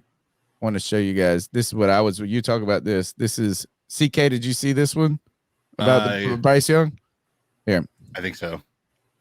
4 great things about Bryce Young's preseason debut. First was ball placement. Aside from one minor overthrow, Bryce Young put the ball where it needed to be. As one analyst noted, he threw the ball away from the defender just as much as he threw it to his wide receiver. Pocket presence. The offensive line was getting worked. Bryce Young didn't panic and moved elusively around a tight pocket. Decision making. Bryce Young got through his first, second, and third reads without an interception on the day. Toughness. Bryce took some big hits in this game. But you guys, I've been trying to work on diversifying the content. If you guys hadn't seen that TikTok yet, YouTube short, it took me like 3 hours to make that, CK. That's the thing about it sucks about content. Until you get a streamline going, like it's really like the video editing process takes just it wasn't that time. It was just doing it. You know how many times I had to shoot that damn ping pong ball into that cup? And I did it, so I didn't fake it either. I had my daughter film it because I wanted to do a YouTube video. I didn't want it to only be a short. I was going to double dip and make a longer form video that I uploaded. So I did things in the landscape form too. Right. And my daughter, I was like, ding. I would say this. I was like, ball placement, ding, ball placement, ding, ball placement. Thing. And then I go, ball placement, book, make it go. Madeline goes, shit. Well, she didn't say shit. She said, I didn't record. So then, like, all that. But we had 2 cameras anyway. I've been trying to mess with that stuff some. That's why my temperature has gone up for Bryce Young. Those 4 things was exciting to see. I understand, Greg. I'm not saying crown him. Right, what I'm just saying is those things, his performance heartened me more than it disheartened me. Yeah, it's step by step. Was it underwhelming? Was it whelming? We could think of this as the whelming segment. Well, and by the way, whelming, it's overwhelming, or underwhelming. Again, that's why we opened today's discussion with the offensive line, because it wasn't like Bryce was the problem. Bryce did what he needed to do, but the Panthers failed to protect him. And it's so disappointing when your starting left tackle is, giving up those kind of performances. Again, I'm gonna wait before I freak out on Icky. I think he can return to form, but it's just. I'm not gonna freak out. The concern, actually, we'll talk about that next. We're gonna continue with our outlook. We need to figure out, is this gonna be a barometric pressure segment, or is it the whelming? I like the whelming segment. Are you whelmed? Nah, it doesn't roll off the tongue. Okay. It is something that really outlook. We just got to figure out this. I just want to know what your outlook has. It changed? Outlook. Yeah. Here's Anthony from Charlotte. What's up, C3? It's Anthony from Charlotte here on a Tuesday. Hope y'all boys are having a good day. Just wanted to call in and give my full thoughts on the game that I went to Saturday. Obviously, we lost 27-0. You guys know I left after the third quarter ended just because it was getting boring, and I wasn't really about to sit there and watch Matt Corral throw a bunch of check down passes. But yeah, man, listen, the 2 things to take away from this game, though, is that Bryce Young looked like Bryce Young. And the stuff that you got, hopefully we'll see more when the offensive line actually remembers that they were actually a top 15 offensive line last year. I don't know why they just stopped playing like that. And there's been a lot of talk on Twitter, fans. I mean, I'm going to stand on this hill. If Ike Ekwonu keeps struggling, I think we should move him into left guard and play Brady at left tackle. But, hey, that's just me. If they don't want to do that, that's fine. Defense played solid for the most part. The first possession, though, it was a little weird. I didn't mention this, but I went back and watched the game. It still seemed like Michael Carter was picking up like 5 to 6 yards a carry, even with our first unit in, which is still kind of scary. I mean, I don't know. I just don't know why we can't stop the run. I know Burns and Houston were out, but Burns has never really been great at stopping the run anyways. So, yeah, there's that. Mari Barno, DJ Johnson played all right. I mean, there wasn't that much to talk about in terms of spotlight, to be honest. But I will mention the receivers were very disappointing. I know they ran vanilla plays, but I'm starting to think that DJ Chark is just like 3 overalls above like a Robbie Anderson, just a guy that can make better contested catches. He's kind of like a one-trick pony. Levitional, I better not see him run another corner out. Holy crap. Bryce anticipated the pass and threw it right when assuming that Chenault would just finish his break. Dude was still at the top of his break, so there's that to watch out for. I mean, I've been telling you guys, I don't think Adam Thielen is a big contributor. I mean, I only think he's going to be able to make possession catches. He's not going to be able to run down the field or burn anyone or hit past anyone. He's just going to make these short little grabs. So it's kind of concerning to me, man. The more and more I watch, I've been saying, especially to Cody Lashley, like, you can't expect this team to have that much success if you're just asking Bryce to play hero ball every game, especially if the offensive line can't even hold up for him. So it's really scary. I mean, give me your thoughts on all that. I'm just really – my only hope right now is Bryce Young in the defense. So, Anthony from Charlotte, keep motherfucking pounding. So I kind of feel about what Anthony was saying like I do about what Greg was saying. Like, I feel like Greg, and I get what you're saying, Greg. It wasn't like some crowning performance for Bryce Young, right? But at the same time, I saw a step in the right direction. It's so easy to come down on this receiving core when your quarterback is getting blown up, your offensive line is being torn to absolute shit, and you just don't have enough time. Like, there were a couple plays where there were wide receivers that were open. They did their job. They won their routes, and Bryce just could not get them the football.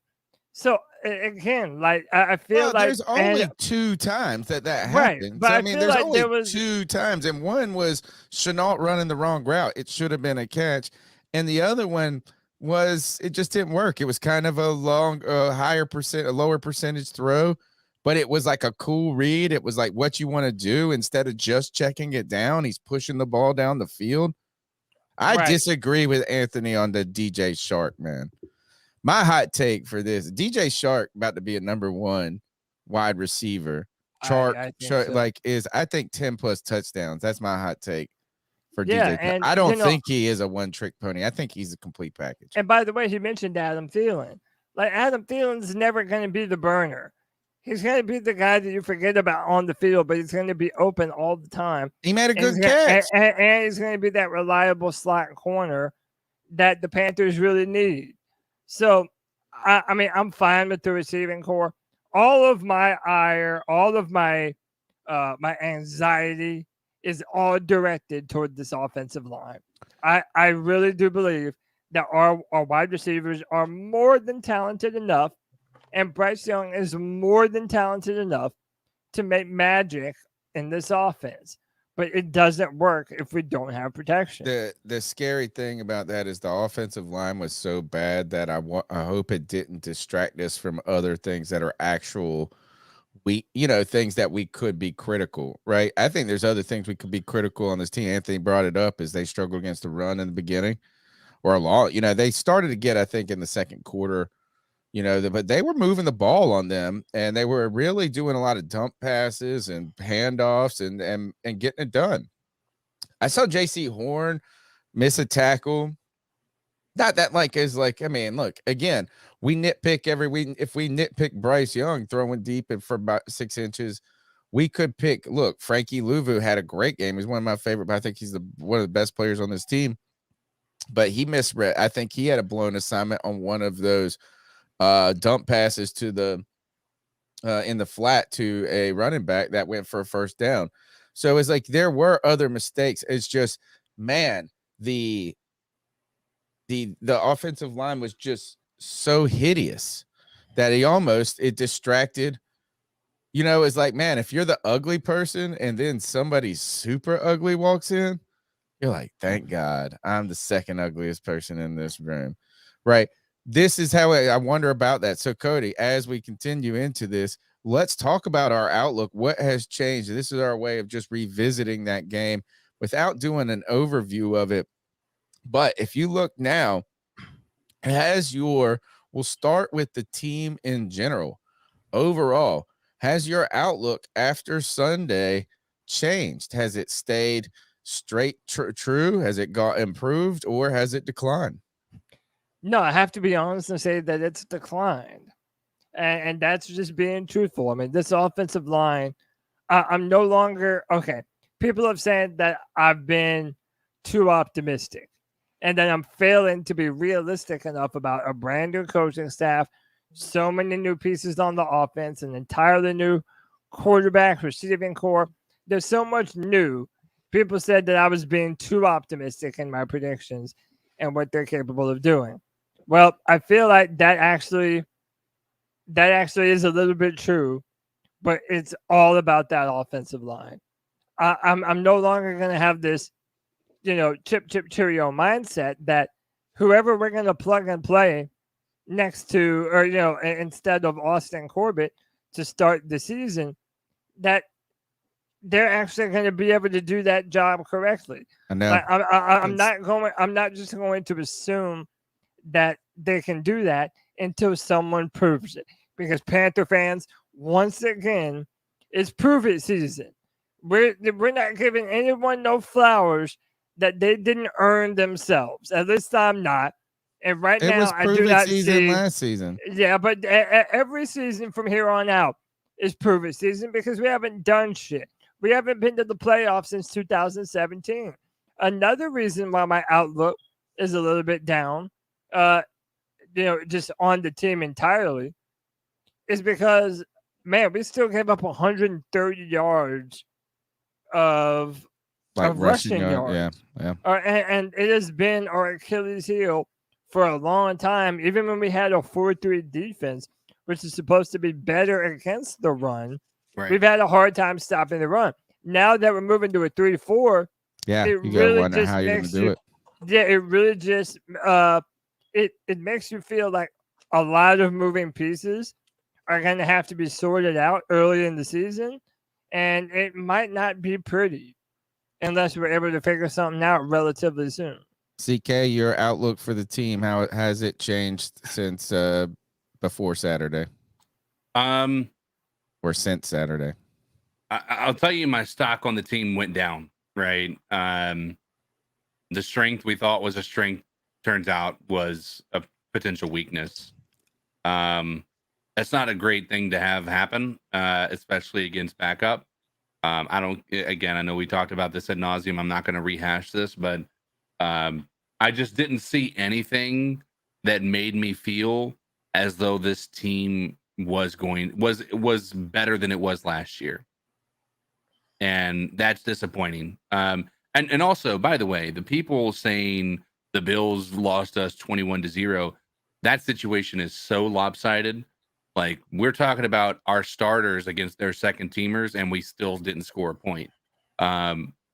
Not their second teamers against our starters, and we beat them 21-0. Right? Like, that's not the scenario that we're dealing with here. So you can't even accurately compare the two and say that we shouldn't panic. I'm not to the point where I'm panicking, but I think it's one of these things where I think our leash for what the success level of this team is going to be a lot shorter because of what we saw on Saturday. I'll put it like that. Greg, how has your outlook changed, or has it changed since what you've seen since Saturday?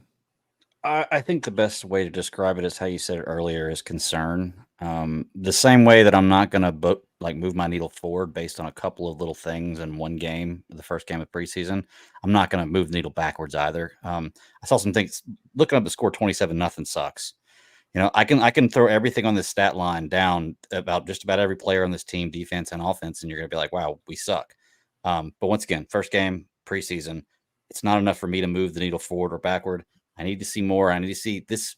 This is still not real football. Like, I still don't believe players even play on this level. Well, see, that just irritates me, because then nothing we see that was good matters either. Well, but if there's a lot like substantial stuff, it's fantastic. Then yeah, it does. It does matter a little bit. Like, if Bryce Young would have come out there in 3 drives and thrown for 100 yards and possibly scored a touchdown or gotten past the 50-yard line, then then we would have been like, oh, it's preseason. It didn't but that may have been matter. enough for me to at least to move the needle forward and say, okay, Okay. I see it a little different, but Stay in the needle the same is fine with me. Mine's a complicated answer, of course. Not super complicated. Not super complicated. Is it's like a 2 timelines. Is since if you would have asked me from Friday or from the game time to now, the needle's gone down. Right? Sure. Like Cody said. Also, but I would say the needle has stayed the same if you go back and you try to think about where we were before camp. Right? Is like I felt like this is what I would call Sunday. I think maybe I know, look, we're trying to find a silver lining. Sure, I can try to sell any, I could try to sugarcoat anything, put lipstick on a pig, and maybe that's what I'm trying to do. But, if there's a time to get your ass whooped, it's the first game of the preseason. Like, does that kind of take some of the hype out of that? They were buying into it, the star power. Look, the hype has been palpable, right, around Carolina. Is that there is hype, maybe not hype, but excitement on a different level. And so what I would say is that I've kind of succumbed to those sirens of hope. And I just felt like Sunday was a really sobering, realistic look, because I thought that we're going to kind of be a 8-9 win team, and anything above 8 or 9 wins is a great season for me. If we're below 7 wins, I'm going to be disappointed. To this, it was like, oh, reminder. Like, it's not all roses. Reminder. Don't I had been wooed by the sirens of optimism. Well, I'm hoping. And this made me feel like this. How about this, Cody? Here, now let's go. This is I wasn't as mad as some people on Saturday. I don't know if it was busy because we're podcasting, we're talking about it, but I was like, this is like, I'm familiar with this feeling as a Panther fan. I'm right at home. It's a familiar feeling, but also what I'm hoping is that it was the wake-up call for the Panthers. Right. That's what I think it's for them. Maybe they were listening to that. Frank Reich's listening to that. David Tepper's listening to that. Yeah, we see this meeting that the offensive linemen have, and I feel like they are doing what they should be doing. They're telling the media, hey, nothing to see here. We're going to get this fixed. Everything's going to be fine. It's just preseason. And something else that we haven't really mentioned yet, Frank Reich has come out and pretty much said verbatim that they wanted to be so vanilla that they don't want any team to be able to get any kind of glimpse. I hate this answer. At what we're going to do offensively. And the reason for that is because we're playing division rivals week 1 and week 2. We open up with Atlanta, and then we have Saints at home to open up our home opener at Monday Night Football. So I hate this excuse.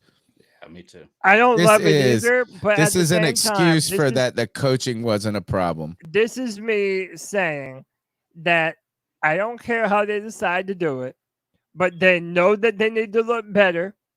If they do play the starters this Friday, which I'm assuming that they're going to, I kind of don't hope that they do. Like I said, if I was the coach, I would never play the starters in preseason. I really would never do it. I don't know. That's a good question. But here, the reason I hate this answer from Frank Reich, this is like kind of the first mistakes this week that Frank has made in my eyes. Like he's been a darling of me, like the apple of my eye for 6 months now. Once he was like this, he kept saying elite and this and that. I was like, oh God, all I could think, I got PTSD from Matt Rule saying that word. And then he was like, we had a great practice. But here's the problem. He just needed to say this is like, it's not that we're trying to hide shit from our opponents. I don't even want them to scheme better. I'm just upset that we look that bad. And I don't want them to scheme. I'm just like, this is like, I think he kind of said it right after the excuse. And that is like, this is a time we evaluate people individually. So schematically, we're not trying to do that. We're trying to let this guard deal with this defensive tackle and see how he handles it. Instead, it was just like this, like we're trying to hide shit from our foes. I don't want you to scheme. I'm just pissed that we aren't individually and better. Like, I mean, the fact that the Jets won 7 games last year. Yes, they have a incredible defense and they got this whatever, but like they're in the first week of the preseason too. And they're sitting there looking like they're whooping our asses. Like I would just be, I just got beat up. Like, I don't care. Like, imagine if you got beat up by a guy who was your physical superior and like he should beat you up, right? So like you losing the fight isn't the problem. You're still mad and embarrassed you didn't put up a better showing. I would be. I'm still mad I didn't get a better lick in or something. I'm talking about this. It's not about what the coaches could have done. It's just like, man, why the hell do our guards look like such wuss? Why does Michael Jordan look so bad? So bad. Okay. Next, let's go to. I had it written down. There are a couple things that confuse me in life. What women are thinking. Quantum physics is pretty confusing. Yeah, it's wild. But nothing is more confusing than Michael Jordan and Cam Irving still being employed by the Carolina Panthers through multiple coaching staffs now, more than one. That just nothing about that makes even the slightest bit of sense to me. I would take Byron Bell today off the couch over Michael Jordan. Oh, yeah. Dude, I would take Matt Khalil. Well, no, we need a guard. Mike Remmers. I'd take Mike Remmers. Norwell was good here. I would take Mike Remmers was a tackle. Yeah, but then he went and played guard in Minnesota. Matt Khalil, I don't want Matt Khalil on that. I feel like he's just a white. I don't Michael want any Jordan. of these assholes anywhere, Tony. Matt Khalil's the white Michael Jordan. I'm ready for us to have a damn good offensive line that we don't have to worry about. And I'm going to be real, man. People can get mad at me all you want, but I do not love how thoroughly Kevin Kwanu got his ass whooped at left tackle. Okay. Well, let's talk about this. Is outlook. Do your outlook about the offensive line as well. Your outlook, how has it changed since we last talked on, from last Tuesday to this Tuesday? How has your outlook changed about this offense? Do a double dip, offense and the offensive line. I mean, the offensive line is down. Like I said earlier, it's time to put up or shut up. If you're going to be on this team, you need to, you need to protect our quarterback. And again, knowing that Michael Jordan was the guy that got Joe Burrow's ACL torn, yeah, that's real. You can look that up if you didn't know it. He was the one that got destroyed, that got Joe Burrow hurt. And yeah, this man, could you imagine? And by the way, this is why I say never play your starters in preseason. Have 3 games to employ your depth rather than put your players in harm's way. Literally imagine if Bryce had gotten hurt on that play. Not only would all the Bryce Young naysayers come out in a vengeance, oh, I told you he was too small, he's not big enough, he's not sturdy enough, but now your entire season is over before it even starts. For a game that doesn't mean anything, for a game where the coaches, according to their words, don't really put much weight into winning and losing, and your quarterback is out? Come on, man. That's dumb as hell to me. I'm going to be real. I wanted to see Bryce. I wanted to see Jonathan Mango. But I do not want to see our starters anymore in the preseason. And I don't think that football, when you're winning the division, you don't win the division in the month of September, CK. Right. You win it in November and December. So I would rather start the season a little bit rusty. And I know it's a division opponent, and yeah, that changes things.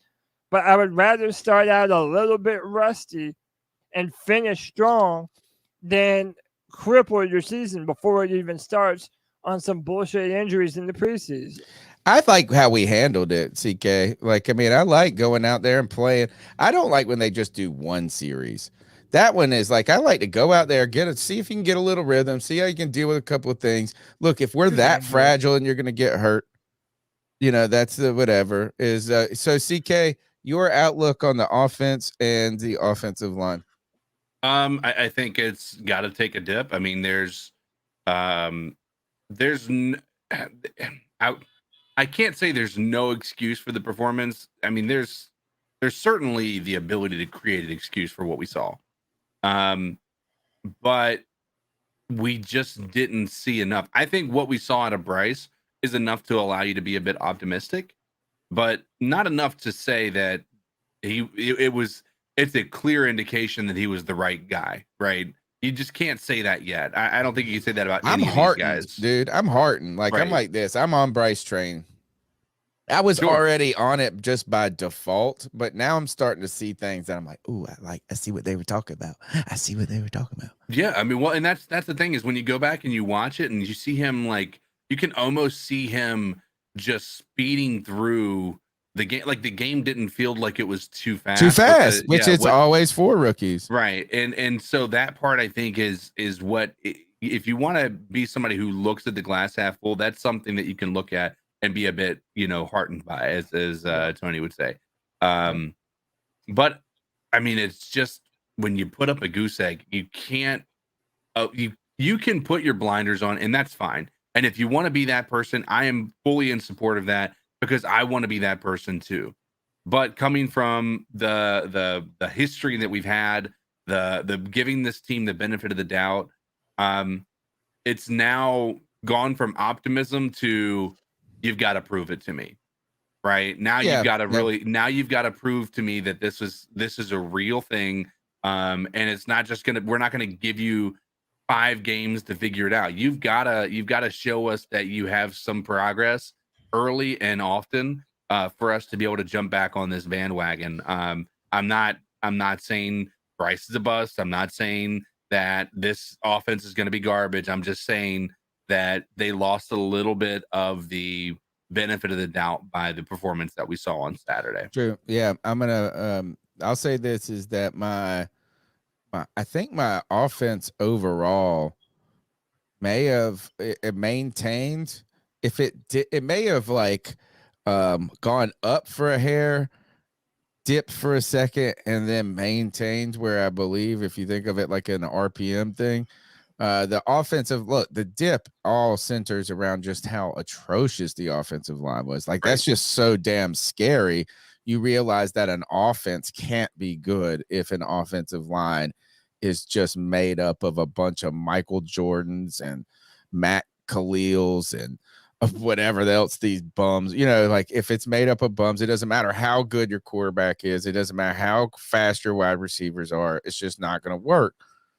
So that was so disconcerting. That's what brings the needle down for the offense. But again, Bryce is moving in a positive direction for me.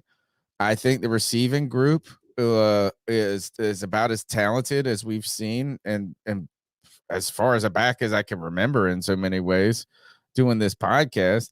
And there's I think Thielen is better than people give him credit for. I think Chark is potentially a Chark. Is it Chark or Shark? Chark. Chark is better than I ever anticipated. So I'm all on the DJ Chark train. I think the idea that you have Mingo back there and you have some other guy, then we have Miles Sanders and we got a better wide tight end than we have. So for me, the overall offense has either stayed the same or improved a little bit based on Bryce. It's gone down based on the offensive line. Now, when we go to the defense, overall, I would say my overall outlook has slightly improved, but it was in the kind of leaning red before Saturday. And not leaning red because I didn't believe in our coaches or even some of the players, but there were so many questions that so many unknowns that I was disconcerted with. First is the scheme switch. How's it going to work? What's it going to look like? How are players going to adjust? The ones that hadn't played in it before. Do we have the right talent for it? Is it going to take time to get talent to make it really what it's supposed to be? Can it stop the run? Then you go, the defensive line do we got enough around Brian Burns and Derrick Brown? Then you got injuries in the secondary and all of this. I think I saw enough flashes from some talented players, particularly Frankie Louvu, Derrick Brown, Dante Jackson making a play. Other guys, Jeremy Chin even made a good play. I mean, not CJ Henderson. Yeah. I would say I was heartened by the defensive. It was this. It's like, oh man, these guys can do it. But they didn't stop the run well in the beginning. So it's not like it was really a big jump. It was just like it was already like it was just nervous about it. But I'm like, man, maybe Frankie Louvu, Shaq, and this other Deion Jones can maybe do this. Maybe this could work. So I think that it can work. Again, I like what Frankie Louvu did. For the time that our starting defense was out there, I thought they could have done a little better on third downs. But for the most part, you see what they're building. You see that they're fast. You see that they're aggressive.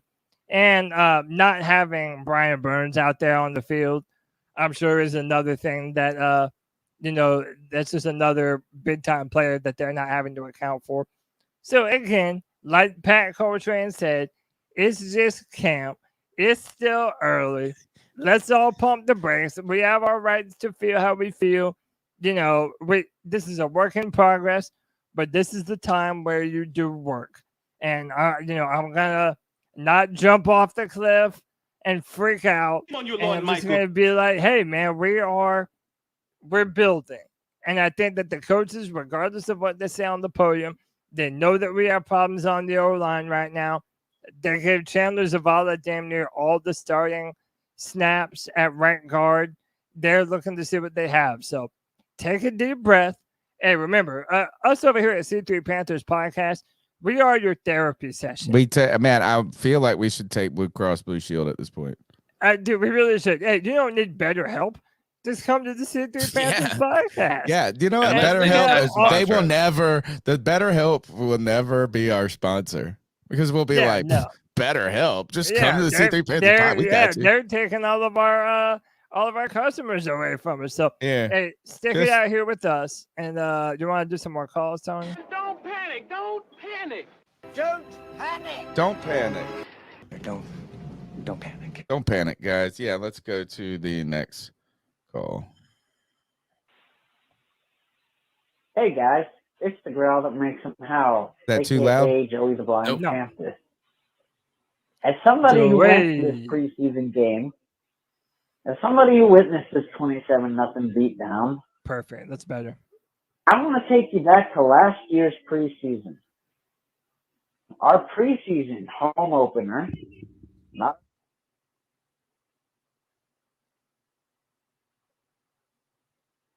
Tony, what happened, man? He backed out. He does this all the time. I know. It's every time he goes to get up, he does that. He didn't mute his I know, camera or his audio though. I don't know. Maybe we should call in a wellness check on him. Maybe so. It's only been a minute, but maybe we should. Maybe we should. Hey, what do we think, chat? Do we ice up Tony here or what? I think you got to.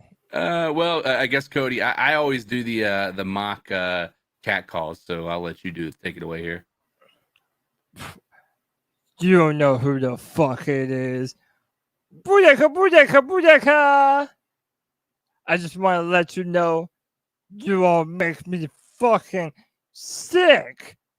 Bryce Young is going to be the Super Bowl MVP, the league MVP, most passing touchdowns by a quarterback in a season ever, highest QBR ever, highest amount of yards ever for Bryce the Truth Young. Booyaka, booyaka, booyaka. Gregory, I'm coming for that ass. I'm going to beat you in fantasy.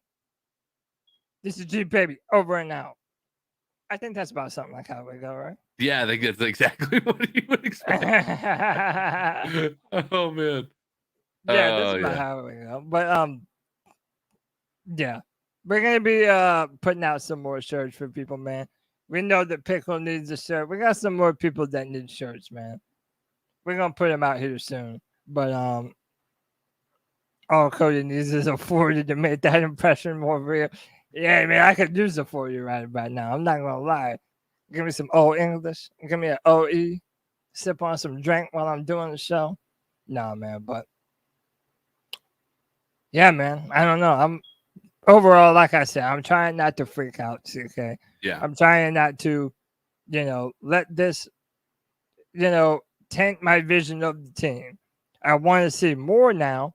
I'm not willing to just heap praise on the offensive line now, but I don't know. We're gonna see how it goes, man. It's prove it season yet again, man. I'm ready for them to step up and actually show what they're capable of, man, and not just be hype. Like I want us to believe in the O-line and believe in them for a reason. Right. No, and that's kind of the approach that we have. And Tony has made his way back. Your cat call ended in the middle of Tony, you never play the cat call as soon as you leave. What the fuck happened? I don't know. He was in the middle of his cat call and it ended. Did you not hear it at all? No, we started it. but as soon as you walked away. Hold on. Tell me if guys. this. Look, this is supposed to just. We go on the train. When I get on the train. Yeah, it's muted. No, it muted the whole Mutes thing. everything? Yeah. I'm showing off to them, but I'm talking shit. And they're like, and they're just taking it. They're just like, brushing it off because it's practice. Ice up, Tony.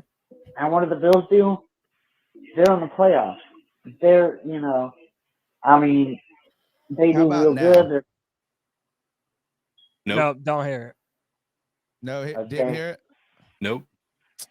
So all that I tell you goes to mean preseason doesn't mean anything. It's important for the players and coaches to see who they want to keep, who they want to get rid of.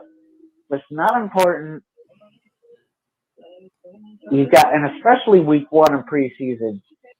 It's just, we got 2 more weeks of training camp, 2 more preseason games, and then we got 2 weeks of rest, and it's just extremely too early to panic. It's extremely premature, and I get it. We're Panthers fans. We are easily traumatized. Our Panther traumatic stress disorder is very real. Oh man! But not time to panic, guys. It isn't. It's just, PTSD. And plus, it was That's our hot, next shirt. Thank and you, Joey.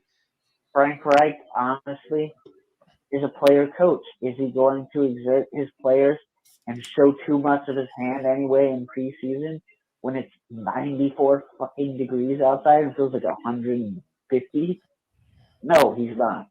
It's not like Matt Rule and Ron Rivera where they would do that. It's just that we're not dealing with those kind of coaching staff.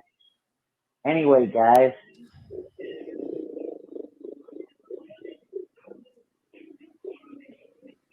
Wow. You got it. There was absolutely nobody at that game. No one gave a shit. Yeah, man. Listen, he makes a good point. We brought that up earlier. I'm not gonna do what everyone thinks I'm gonna do. Flip out. The Buffalo Bills, they did get beat 21-0 in a preseason game against us, and then they were able to be one of the better teams in the AFC. So again, it's early. It's just camp. But hey, shout out to that Bears fan we got in the chat, bro. Y'all are gonna look dumb as hell for passing up on Bryce Young. So oh man, enjoy that's nice DJ Moore. Yeah, first play, DJ Moore takes it to the house. Yeah, it's not like it was a great pass from Justin, just a little bubble screen. But yeah, DJ Moore doing DJ Moore things, man. Here's a Paisan for you. Paisans, how you doing? What's up, Muscles? Hopefully the audio is not fucked up this time. No, it sounds good, bro. Yeah, too many people at the gym screaming at the clouds, throwing in a towel after one little preseason game. You got to remember, Jets had like a head start on us. They started a week early. It's not a big deal. It's preseason. It's glorified fucking practice. Stop crying. We'll figure it out. All right? Forget about it. You ever heard that term, forget about it? No, you did. One bright spot I want to point out. Amari Barno. That bro, he locked up he locked up a fucking roster spot. I agree. That dude was a fucking animal. And I can't wait to see him unleashed. Anyway, Paisans, Good show. Talk to you later. Great show, other than Tony just blundering, lips not matching me in the beginning. How is this? It's just supposed to mute my mic only. Man.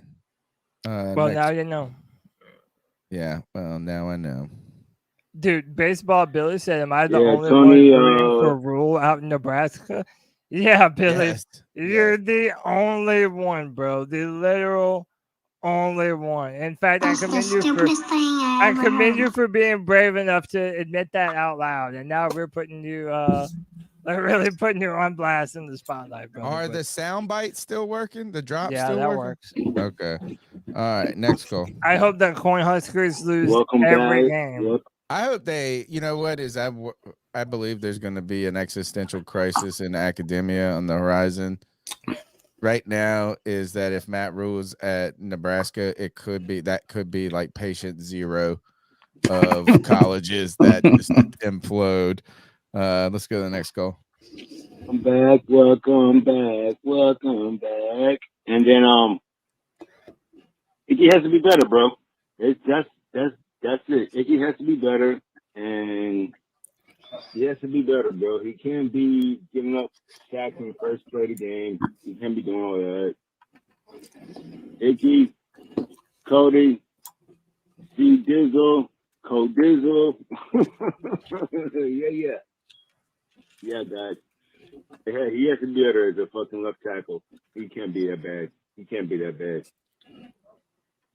I meant ground zero, not patient zero. Is that Nebraska, the collapse of Nebraska under Matt Rule could be ground zero for higher academia. Icky got to be better against how about this are you staying calm or are you freaking out, man? Because I had so much fun getting these sound drops for today's show. Got back to Super Troopers, got to Adventures in Babysitting. See you later, Cody. CK, because you're scared of old 1980s and 90s movies. Icky, got to get better against the speed rush. It's not a matter of it's just this is this going to be an Achilles heel for him? Is this going to be a weakness in his game? Or is this something that he's just going to get better at?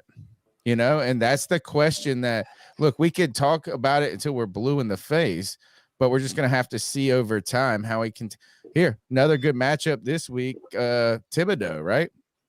If he plays. If he plays, I don't know if he's playing. But, hey, listen, I'm going to give Icky the benefit of the doubt that he's able to make up for his perceived early deficiencies. But if this problem continues, y'all already know that I have my idea of what the answer is. I'm not even going to say it because it's not that time yet. But if y'all have listened to me before, y'all already know what I believe that answer to be. But we'll see, man. Still got some time to see how things pan out for Icky Corner at left tackle. I'm going to stay believing. I'm going to stay believing. The growl calling back because I screwed him over. Hey guys, it's the growl that makes him howl, aka Joey the Blind Panther again. Now, I want to ask you something. After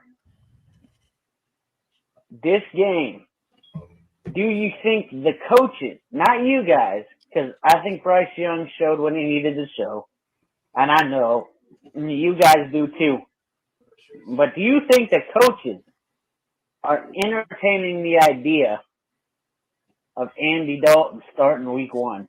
Not at all. No. And do you think he's going to play next week, Andy Dalton? Because if they're playing Bryce Young in preseason and Matt Corral, they're not giving Andy Dalton any time in preseason. Okay, Frank Reich being a very player's coach, what do you think he's doing? Don't you think he's probably thinking that Andy Dalton's going to be his starter and he's going to sit Bryce Young behind for week 1? I know y'all don't want to hear that. I know if y'all knew where I lived, y'all would shoot the hell out of me. But I mean, I'm not saying he should or shouldn't do that. Well, I mean, I lean on the side. I don't think he should. But if our offensive line is going to be, just sketchy, to put it mildly, let's just get that old man. Do you think killed. he starts Andy Dalton? Do you think he waits for Bryce Young? Anyway, guys,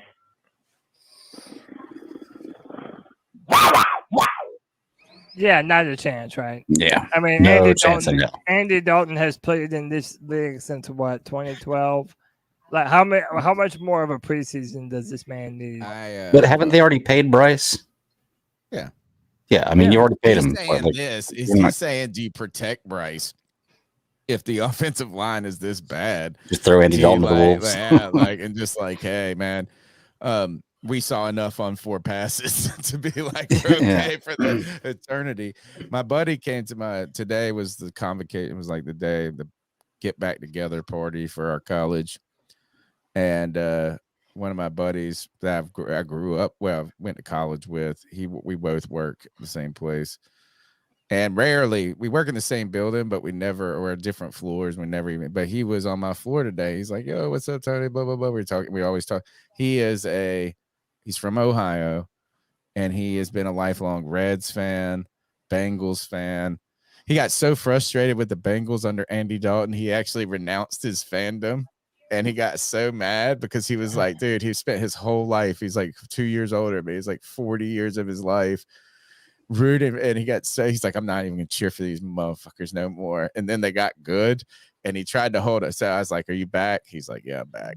Right. So I said, he said, at least we ain't got Andy. He was talking shit about Andy Dalton. I was like, he's on the Panthers now. He's like, man, I didn't even know where that guy was at. He goes, I hate that dude. Like, with the most sincere, like, he's the nicest dude. He's like a hippie dude, nice, never mean to anybody. And he's just like, I hate that guy. And it was just like, I believe you. He hates Andy Dalton, dude. He fucking hates him. I think that's funny. The number's 252-228-5098. Welcome back, CK. I think my internet went out, but it's back. Oh, internet back. Oh, I'm getting fiber Friday. Oh, nice. Man, oh man, oh man. It's JJ calling in, and I just want to make this shit clear. Well before the season starts, Cody knows I'm not high on the receivers. I've already made it clear the last time I called when Greg was comparing Bryce to Jamarcus. That this team around Bryce Young isn't as loaded as everyone wants to make it out to be. I keep hearing people say this is the best receiving core we might have ever had. And I remember like a month or two ago, y'all had a podcast saying there's only 3 wide receivers worth mentioning. Who's the 4th best in Carolina history? That really don't even mean shit in my opinion. And then, like, yeah, Hayden Hurst is an upgrade. Hayden Hurst is all still over the place.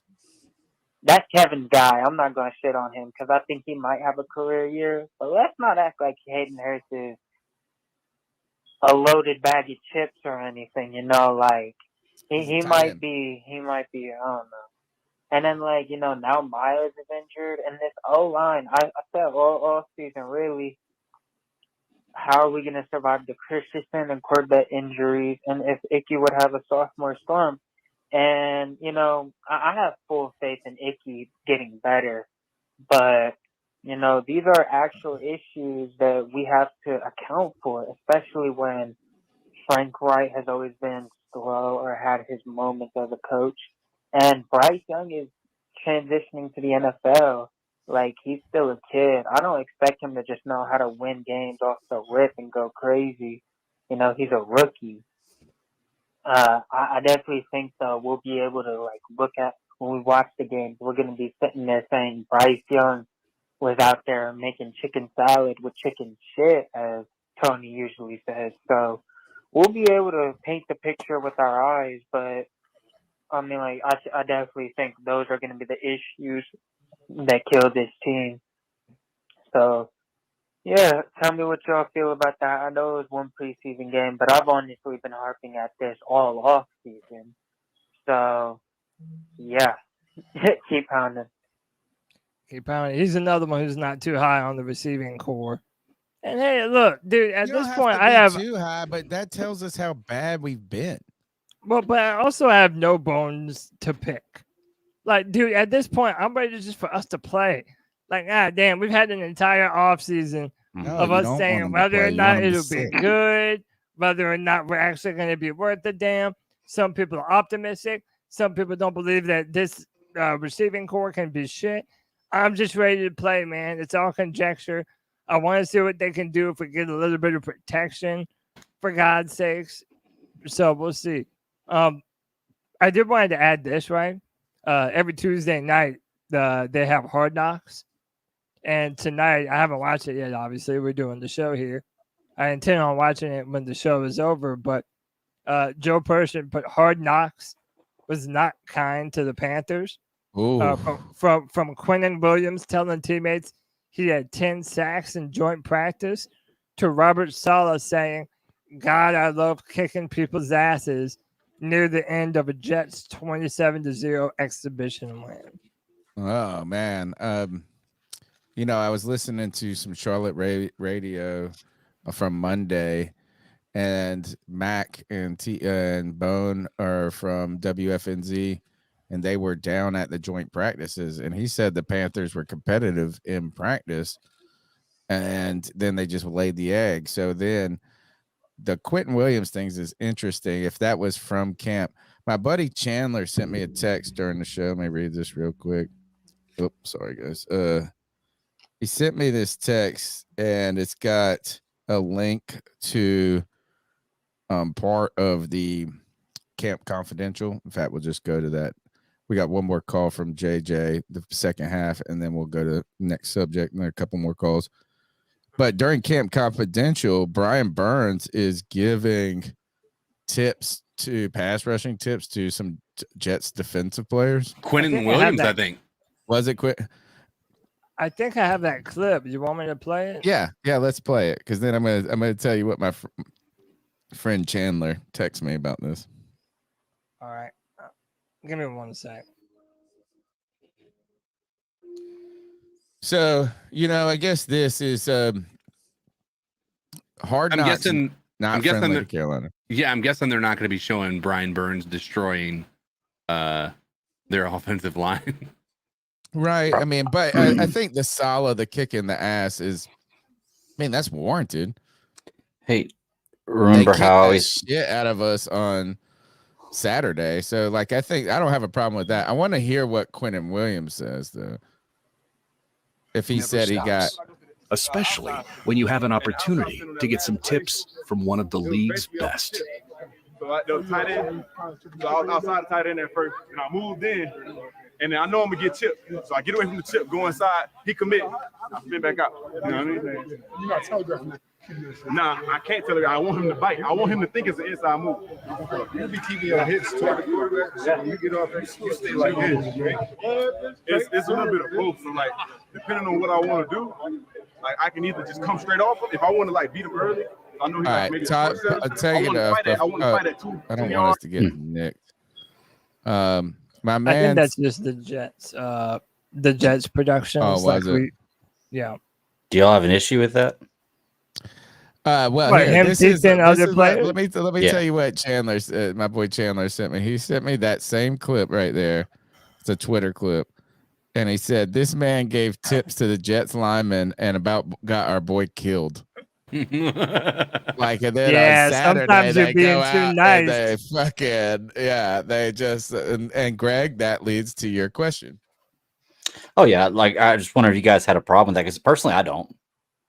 I don't have a problem with it, but I actually, it's kind of, my buddy Clip always says this, is he always loves players that embrace rivalries for fans.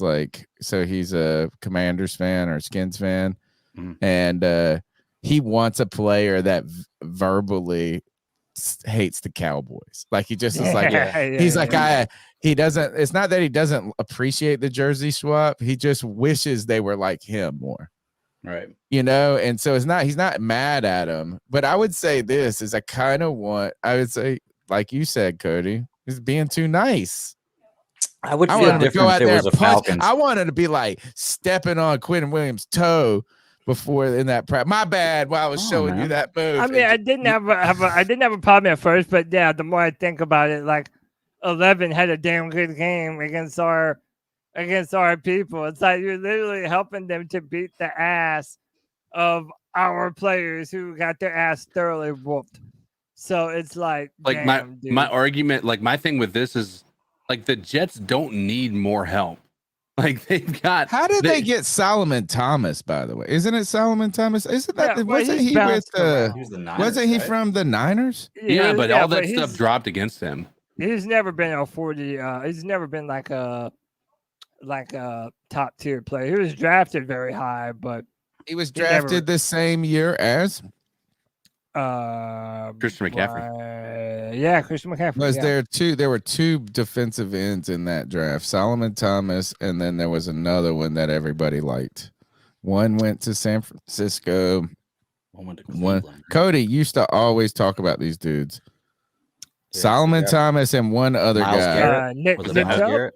No, Nick he Chubb? was a defensive tackle. One was raw and one was refined. Quinn Williams? Maybe it was. I mean, no, was it? Did he go Miles to the Garrett? Skins? No, defensive tackle. Same draft class. I'll look it up. Just continue. Yeah. Oh, by the way, White Chocolate, our boy with the 199, says off work, going home to lay an egg like the team. All right.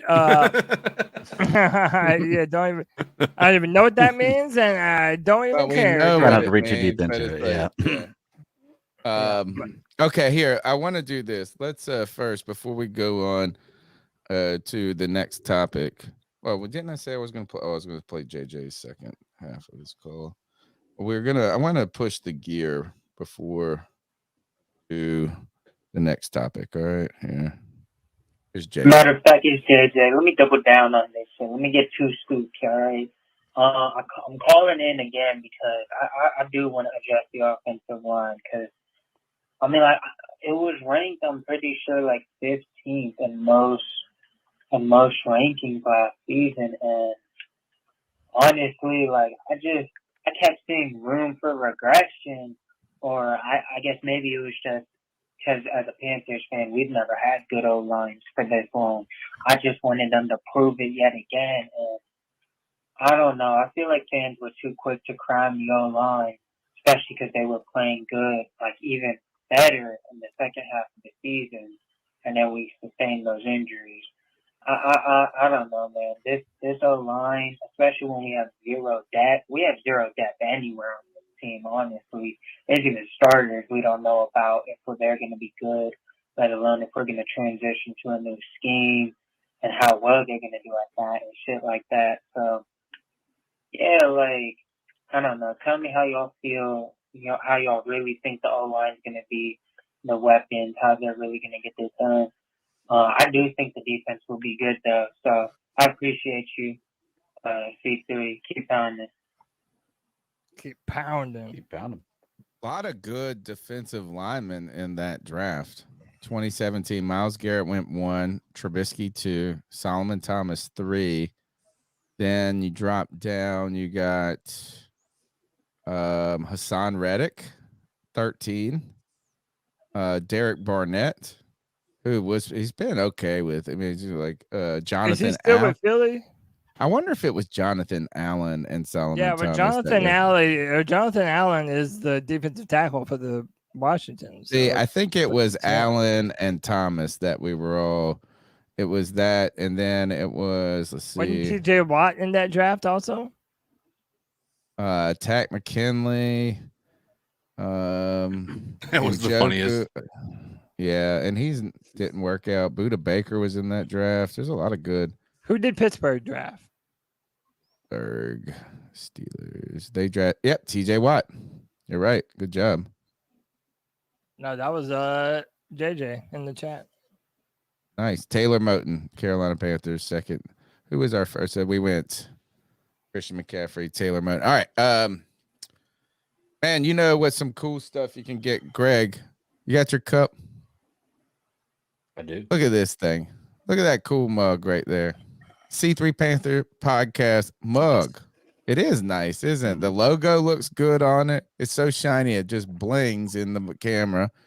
We've got C3 Panthers Podcast T-shirt. We got line. Man, we told you we're by the fans, for the fans. We're telling you the people's voice here. Telling you this is that, look, we even started clothing lines around people, the fans of the C3 Panthers Podcast. G Baby got his own clothing line. You get the Shut the F Up t-shirt. You make no, that one's next. That's Pickles. You make me effing sick. Yeah, Pickles is coming. Shut the hell up. You can get that. You can get the mug. You can get the C3 Panthers podcast t-shirt, all on CarolinaCatChronicles.com. Go to CarolinaCatChronicles.com, hit the shop tab, and go to gear, right? So shop, drop down gear, like your threads. Working on our newest design. I started it last night, guys, and that is the t-shirt of 20C3, and that is the year of RQB 20C3. Started working on it already. I mean, this is going to be a simple design. So that is to come. A lot of cool products. Look, all these are small ways to support the podcast. I understand that it's a lot of money. These things aren't cheap. And we don't really even make a ton off of them. Like, I mean, you make like $1.50 or off of these, of a coffee mug, or $3 off a t-shirt. But all of that stuff continues to us to buy equipment, to continue to try to go to training camp, continue to expand the podcast. But there are other ways that you can support. You can, hey, check out our sponsor, calderalab.com/C3. That's one way. Or you could just hit the thumbs up. Like C-Dog says, it's free. Smash the thumbs up button. It's free. Subscribe. You see a video, you see a tweet, go beyond just liking it. Repost it. Guys, I freaked out on X the other day. Or Twitter. Over what? They're not called tweets anymore. Like that. When I say I freaked out, like it just hit me. Like it wasn't that I freaked. It just like I just know the moment I noticed it, that it no longer it said post and repost. You know what that I find about it, and I know we'll get back on track, is we always seem to, and I do this with my everyday work, when there is a change, we always seem to like overreact, and then we adapt.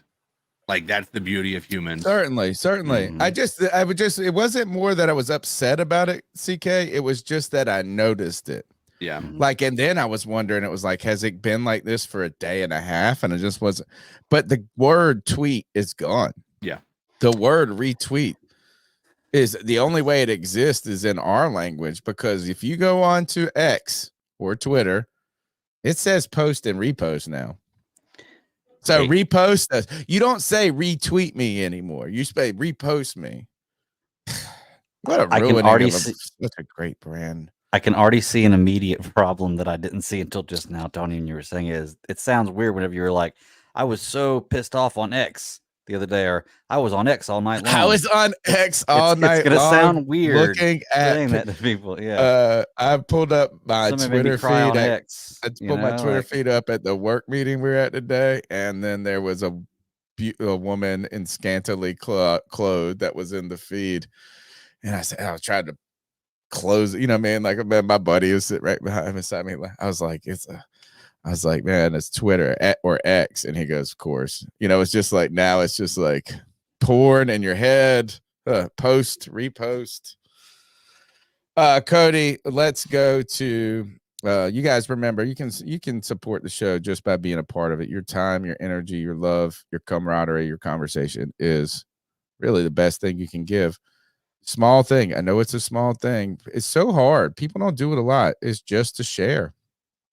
Beyond just a like. It's like put it out on social media. We need people to help find this community. All right. So let's go to Camp Confidential. Camp Confidential. Uh-oh. Skipping. We got a shiesty show right here. You're gonna skip the next slide. So I just watched it tonight, guys. I was out of the country last week.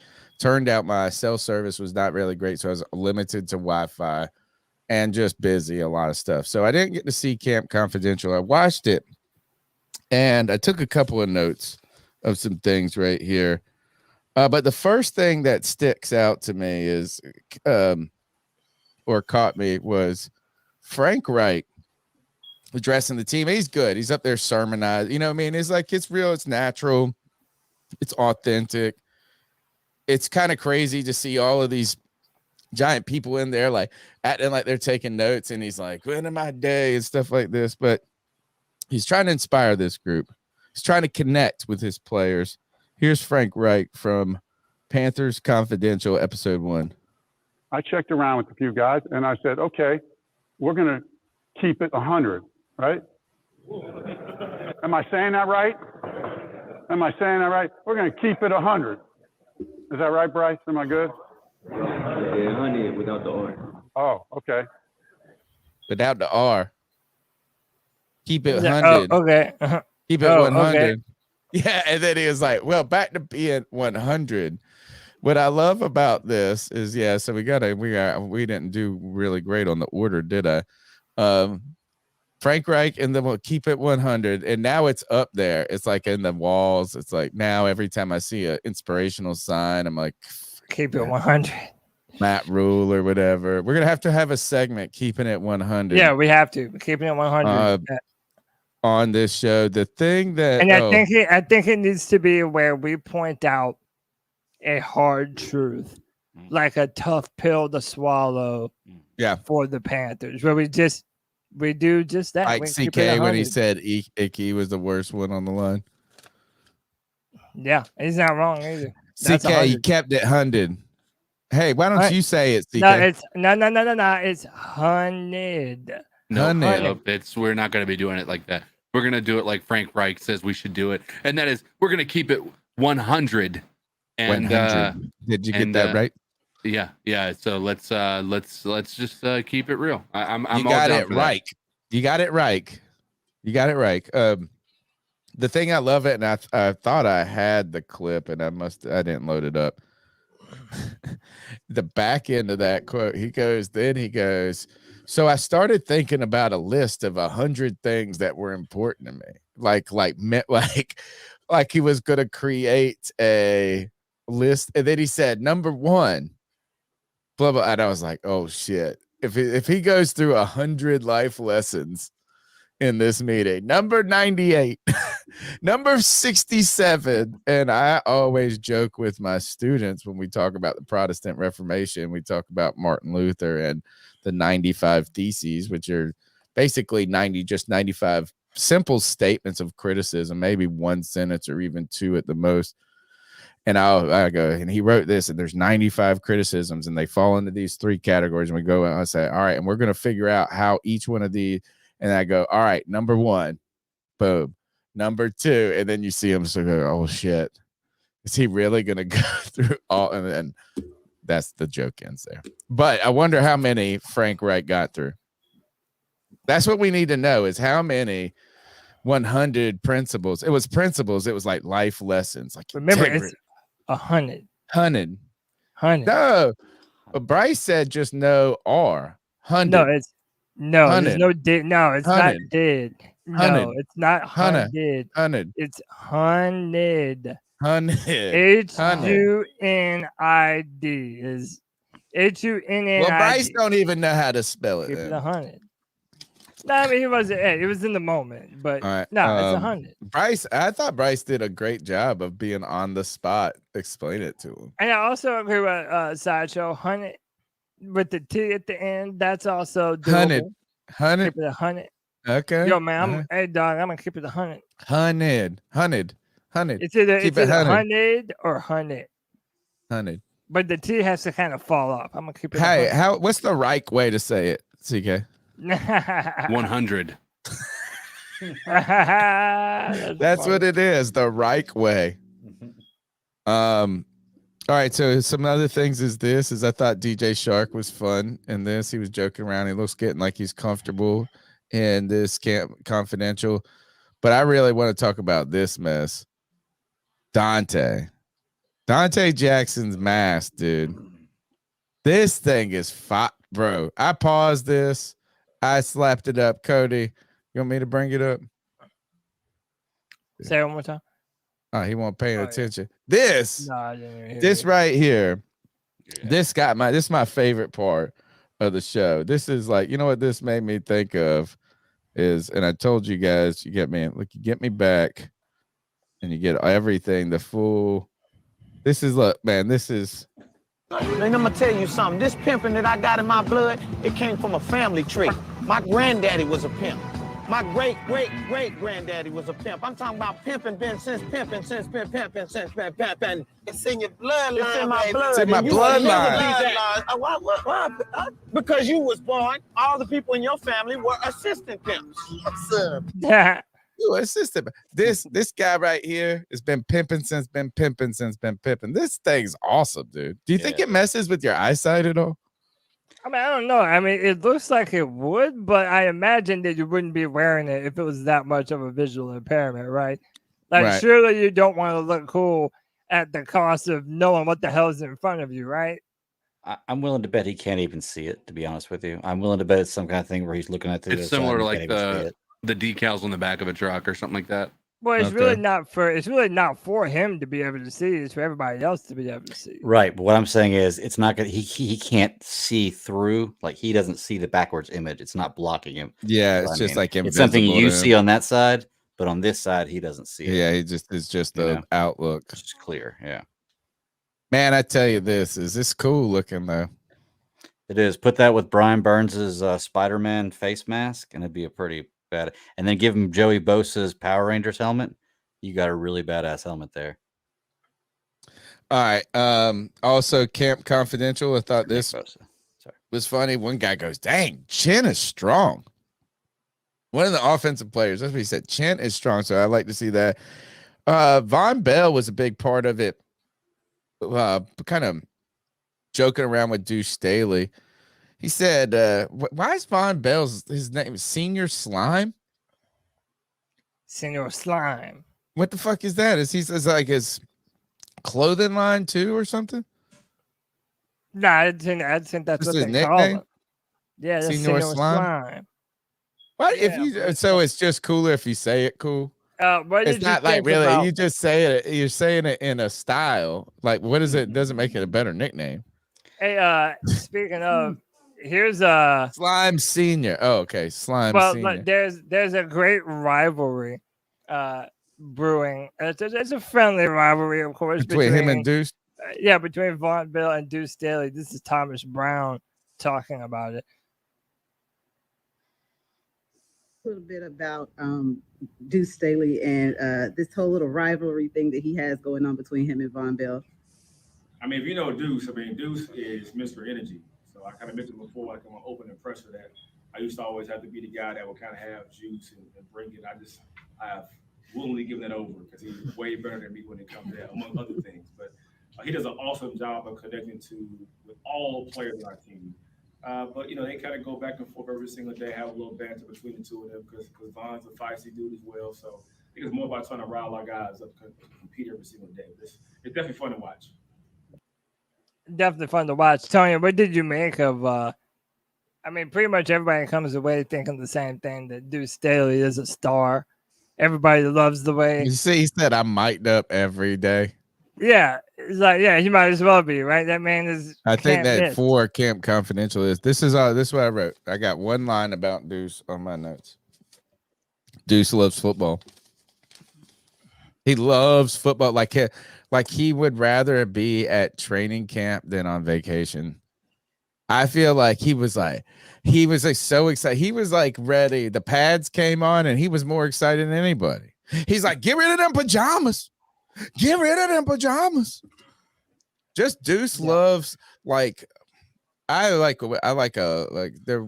know, what's something that you just love for the sake of it in life? For me, it's like a library. Like I just like think it's like a beautiful, awesome, great place.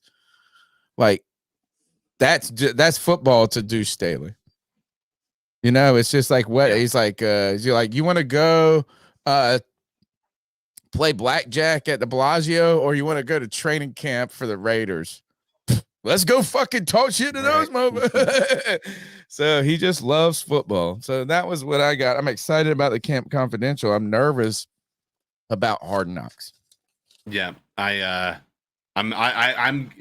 after what happened in that game, I'm almost hesitant to want to even watch it. I know. All right, we got 3 more calls. Short one. Here.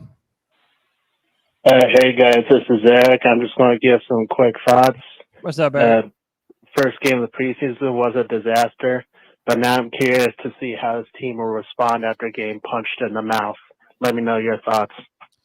I think this is the greatest part about this, and maybe this is me just trying to find a silver lining. Yeah, but I think that if this was going to happen, this is a good time for it to happen, right? I think this has sent shockwaves not only through the fan base, but as Cody said earlier, to the team, but even to management.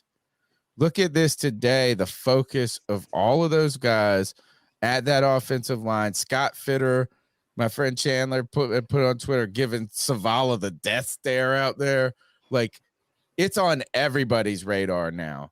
Mm-hmm. So there's like, if there's gonna be a problem, you know, if it's better for it to happen earlier than for you to think that you're gonna get by and it really just come up and catch you later on. So I think it's a wake-up call to the players. I think it's a sobering moment to the fan base. I think it puts guys on notice that probably should have already been on notice. But I think it says this is like, look, just because you put together a great squad of coaches, Frank, this ain't going to be easy. And not that he thought it was, or Scott, just because you traded up and you had some big wins and you got Bryce Young and you did all this, that shit is already in the rear view. Mm-hmm. So gut check. Hey, keep it 100. There 100. you go. There you go. Yeah, you got it right, man. Do you not even say one? Do you just say keep it 100? 100. 100. Keep it 100. So you don't even say one. I mean, I feel like you can. I feel like that's 100. Or do you say 100? Or just keep it 100? I mean, I feel like you say I'm gonna keep it 100. Give me 100. I mean, you know what? You be like, I can keep it 100, or I'll be like, yo, I'm gonna keep it 100. Either way is generally acceptable. Keep it 100. Keep it 100. Did you see that? Who was it? Miles Sanders showed up. And they were like, "You got any more bags?" He's like, "No, just get." And then he was asking somebody to buy him body wash, and the guy said, "Yeah, cash at me $100." He didn't say. I wondered if he said 100 or if he said 100. And my routing number is clearly, like it's like I'm gonna say, how about this? Is when I'm trying to give you my banking account number and I need it to be right. I ain't going 100. I'm saying 1 Tango Charlie. All right, next call. Hey. Oh man, You know who the fuck it is. Booyaka, booyaka, booyaka! What's up with my boys? Y'all thought I was gonna fucking call in? I wouldn't fucking call in. I would have missed this fucking world. I wouldn't even miss this fucking ass. Gregory. This motherfucker is a disgrace to fucking Panther Nation. This motherfucking Panthers card has been revoked. He's a fucking disgrace. How dare you, bro? Come out fucking HNIC, the head nigga in charge, bro. What the fuck is wrong with you, fucking fake ass Batman? Fake ass Batman, bro. I'm gonna get to you later, bro. Let's talk about the Carolina Panthers, boys. TMJ is done. I don't want nothing to do with TMJ. I'm over it, man. We got our ass kicked on preseason, but I'm not really tripping about it. Bryce made the right reads, put the ball where he needed to put the ball. If it wasn't there, he threw it out of bounds. Typical, just elite IQ, man. I'm excited for the season, boys. I'm really, really excited for the fucking season, man. But you thought I was gonna call in for you? Come on, Gregory. I'm the one with the You big told me you were calling in for me. Sometimes You gotta told me have yesterday. You fun. said I got you on Tuesday. Come at me, bro. You just don't have that, bro. But I'm gonna call in again because I got a little something. Shut up, Meg. Nice. Greg got his phone out and put it. You know what? It ain't over though. Nah. G, baby. Not to mention this double L-sided fucking weenie. Don't want to put some fucking money on the motherfucking C3. I've already got money on. I've already bet you for next Your season. ass, motherfucker. I promise you. I'm busting your ass week 9. I'm going to be in Carolina, in Charlotte, in the bank, busting your ass, Gregory. Motherfucker got a fucking black and yellow Batman shirt, but rocks a Thor hammer that's fake as fuck, that's made out of foam. I'm coming at you, bro. You're gonna die on that fucking hill. You wanted to shit on the truth? The truth shall set you fucking free, bruh. I love the Not a fucking wet blanket, a fucking soaked blanket. I'm coming at you, G. He's like, I'm coming at you relentlessly, consistently. And you all know who the fuck this is. It's the big dog, the HNIC, the head nigga in charge, the one that's gonna wipe all you motherfuckers out in the league. Cody Lack, we got some business to talk to you. Get at me, partner. Y'all know who this is. Your boy. Best. He's like one of our best. He's one of the best callers. He's like Dude, he's my favorite caller, probably.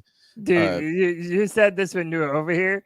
He is a bully when it comes to trades. The trade. Oh no, he trying to swindle me right at this moment. So he's always trying to swindle you. No, so he did like is he did this? You want me to give away all of this? He doesn't know, but I know exactly what G Baby's doing. So what he did is he's like trying to first. He probably got a little ADHD of fantasy football because he got to be on that shit making something happen. I'm like, dude, we're like a month and a half away from games, dude. Like, why are we trading 7 times? All right.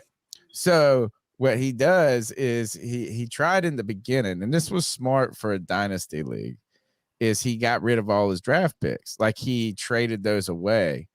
And you're like, and he was giving you good assets for stuff. So he seems so he does these things early because he knows that he's got 2 more months of trades that he's going to try to recoup all this shit back in some weird manner or whatever. So he gives you these early deals that are fair and they're like, it's fine. I can see how it could help. But then the bullying comes in, and the bullying is just relentless. It's just a relentlessness. It's just like my kid going, why can't I? Why can't I? I'll be like, nah, you can't. Why can't I? Why? And it's just like, fine, just go. Just stay up till 10:30. Fine. Just fine.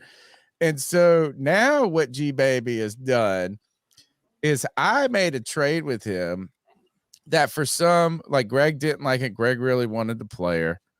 You wanted Stephon Diggs, and I got him for cheaper anyway. So you got him? Oh yeah, I got him. I got him and a 1st-round pick from G Baby. No, I got him from Cody. How many people has he traded? This G Baby is like a pimp, man. He like a dude. Listen, I'm trying to get Alvin Kamara from it, and keep in mind, Alvin Kamara is older. He has a 3-game suspension that he has to serve to start. I don't care. And he's serving time with, he's splitting time with the Williams kid that they just signed in free agency. And bro, he wants me to give him a 2026 1st-round pick. I'm like, no. And here's the other thing is don't give me, I don't want no picks. Greg, in our dynasty, I don't want, if you come to me with picks in a trade at this point, I'm over it. Like, unless you giving me the 1st round, right? Yeah, don't ask for my 1st round and give me a 1st round. But I don't want no 2nd round pick. I totally get that. Yeah. Like, I mean, first of all, like that's in a dynasty league where we keep every single person. That could be like a fucking 4th-string tight end in 2 years. So no, I don't want none of that. But all I have is 2 1st-round picks next year and 2 1st-round picks the year after that. He goes this. Dude, I have nothing in 2024, bro. Cody, he always says this to me. He said, "I'm one generous ass Negro." Yeah, I'm like, man, leave me alone. I'm trying to work. I mean, he texted me during the game. 7 different deals. Bully. Cody, that's the last call. I love G Baby. He's so fun to me. We're pretty much G Baby's call every week. We got a couple more things. We got 2 super chats. Oh yeah, look, I like my sons. Kev, yeah, he would donate money just to make fun of me. New segment, bring your sunscreen, inspired by Cody.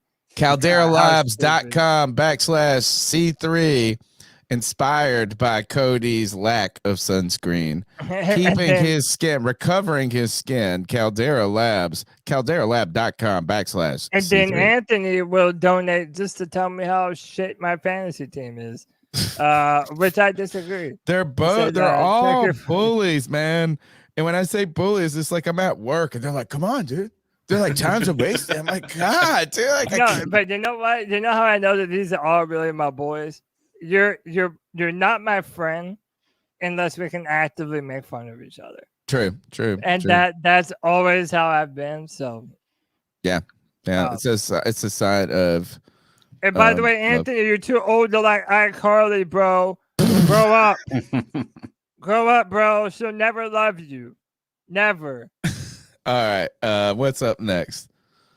Are we at the end?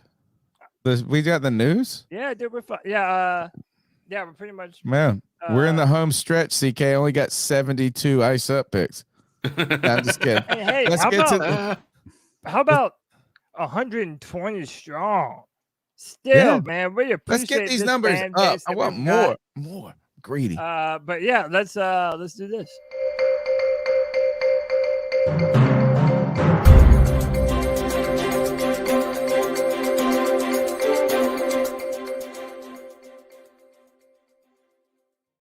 Oh gosh, look at this. First, I don't even know how to add C3 Anthony Piccarello trying to throw me off his game.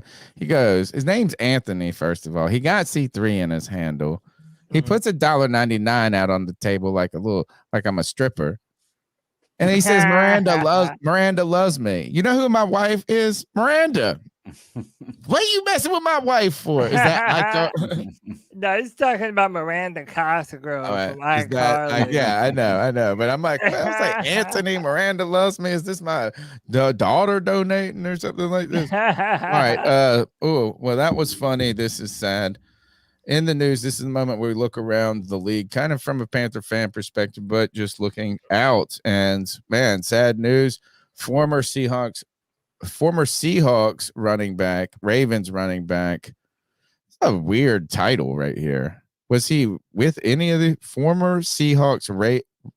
Seahawks. Former Seahawks and the Ravens running back Alex. Is he not on a team then? No, he hasn't been in the. He's no longer in the league. Anyway, Alex Collins dead at 28. Motorcycle crash. Sad to hear people, man. 28, so young. That's it. I always wanted a motorcycle too. My wife won't, but it's tough. Sad to hear. I hope his family can find some peace through this moment. Next up, Cody. Dalvin Cook, I think, is on the move. He is. Dalvin Cook is now going to be a Jet.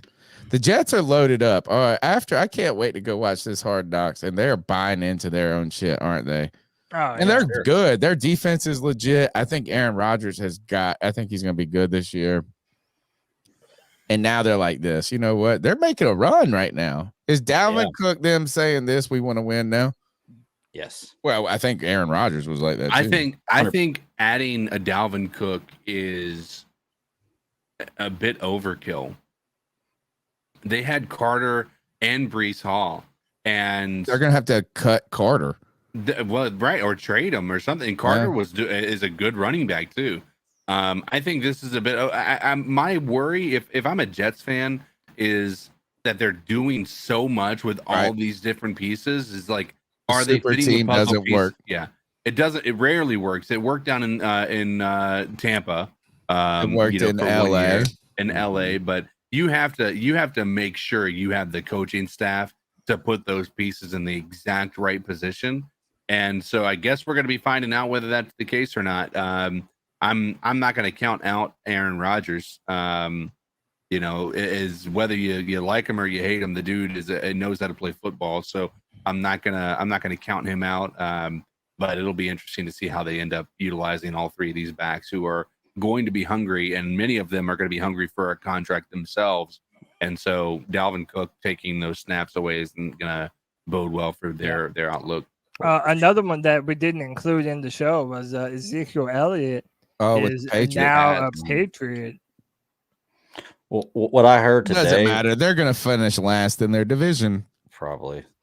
What I heard today with the whole Dalvin Cook thing was basically what they're probably going to end up doing is just beat Dalvin Cook into the ground for the majority of the season and save Breece Hall. Yeah, for when it gets later in the season and postseason, because Dalvin Cook's like a 1-year rental. You're just going to beat the hell out of him. Breece Hall is dealing with an injury. Yeah. So give him time to heal up. Let Dalvin Cook eat for for the first few weeks. But Dalvin ain't old, bro. He's the same exact age, or I don't know about age, but the same as McCaffrey and Kamara. He is on the back end, but they all got drafted that same season. Kamara, Dalvin Cook, and Christian McCaffrey. Mm-hmm. So, like, I mean, are they all on the back end? It's maybe Dalvin got a little bit more in the tank than we're giving him credit. He's not Ezekiel Elliott old. Dalvin's the only one with a major injury that he had as well, though. Yeah, I got a question with this headline right here. Anthony Richardson named Colts starting quarterback for 2023. This is a surprise to no one. Whose quote was it? That. That's what he said. I think Anthony Richardson said that. Yeah. He's just being humble on purpose. Well, and I'm not sure. I'll have to look up the story. That's a good question. Man, Gardner Minshew. I mean, Minshew looked good in preseason. Yes, man, Minshew is good, dude. He's good. Minshew is like that. Minshew is what you would hope Matt Corral will be, but the problem is he's just like he showed he can be good, and nobody's still giving him a shot. Yeah. Yeah, I mean, that 1,300-yard season that DJ Chark had? Guess who the quarterback was? Gardner Minshew. Good point. Yeah. Gardner Minshew was 6 for 6 for 72 yards. I mean, I can understand how they're starting Anthony Richardson. Anthony Richardson looked pretty good, so it doesn't bother me. Next is, let's see. This one is wild. Yeah, this one is sad, but also confusing. It's gotten bigger. It's got a story that's got way bigger. It's like national news at this point. So Michael Oher, our left tackle when the Panthers went to the Super Bowl in 2015, he was the subject of the Blind Side movie that many of you may have seen. Or maybe not would you say the subject or the antagonist? Well, I mean, no, he was the protagonist. Excuse me, protagonist. Yeah, he was the hero. Yeah, he was the hero, but he has a lot of problems with that movie. And Anthony's right. I didn't read the last super chat. It says, "Last one, Cody. I'm coming over for the Saints post game. You better, bitch. Shit, you in Charlotte? We might all be at a hotel. Oh, really? I mean, I've got one of our listeners has offered a ticket to me. Oh. CK, you have season tickets. I do. So you could go, right? Have you already sold it? I've got them up on the market. Well, you might want to hold up. Greg, aren't you going to that one? No, not the Monday night one. No. I mean, I can go. I have to cut. It will be tough for you, CK. Yeah. Well, maybe it'll be all three of us huddled around Anthony, Cody, and then you guys holding it down at your house. Anyway, I mean, I'm down to do a hotel too because I might have a buddy of mine over that's going to the game with me. We can set it up. CK and I know how to. We've done it before. Yeah. Anyway, all right. So back to Michael Oher. I think that's the interesting part. Just reminding that he was a Carolina Panther on that 2015 team. Yeah. Well, also to understand what the story is here, he's basically saying that instead of just adopting him, that the family pretty much duped him into signing a conservatorship, which basically means that they are the people that are in control of his finances. It can't be his entire life finances, though. That's the thing that seems misleading. It has to be to a certain point. Like they're not controlling his money right now, are they saying? Yeah, well, apparently his brother or his adopted brother came out and said he did an interview with Barstool Yeah. Sports and basically said that a few weeks earlier he threatened them and said, "Hey, if you don't pay me $15 million." Oh, hold on, slow down. Going You're public. skipping ahead. All right, so here, well, look, you do it. you're jumping. All right, I'll do it.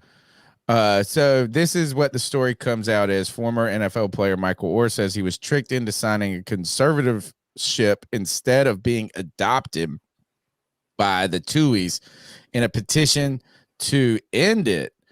Oher alleges that he never received any money from the 2009 film inspired by the family, The Blind Side.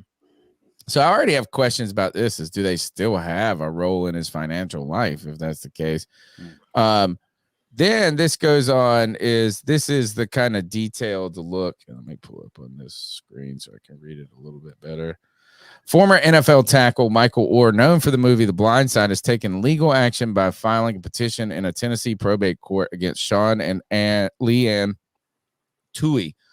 Oher alleges that the Tuohys deceived him by having him sign papers designating them as his conservators instead of his adoptive parents almost 20 years ago. In his petition submitted to the court, Oher seeks the termination of the conservatorship, so I guess it still is part of it, and requests a thorough financial investigation into the earnings generated from the use of his name in the story. Additionally, he demands to be paid what rightfully owed, including interest. Notably, Oher, who has expressed discontent with the movie based on his life, also seeks sanctions against the Tuohys. He asked the court to hold them accountable and require them to provide compensatory and punitive damages. And in February that the Tuohys still hold the role. He recently became aware in February that the Tuohys still hold the role of his conservators. Or raises an accusation against the Tuohys, stating they never made any efforts to legally pursue custody of him on his 18th, prior to his 18th birthday, despite his involvement with the Tennessee Department of Human Services.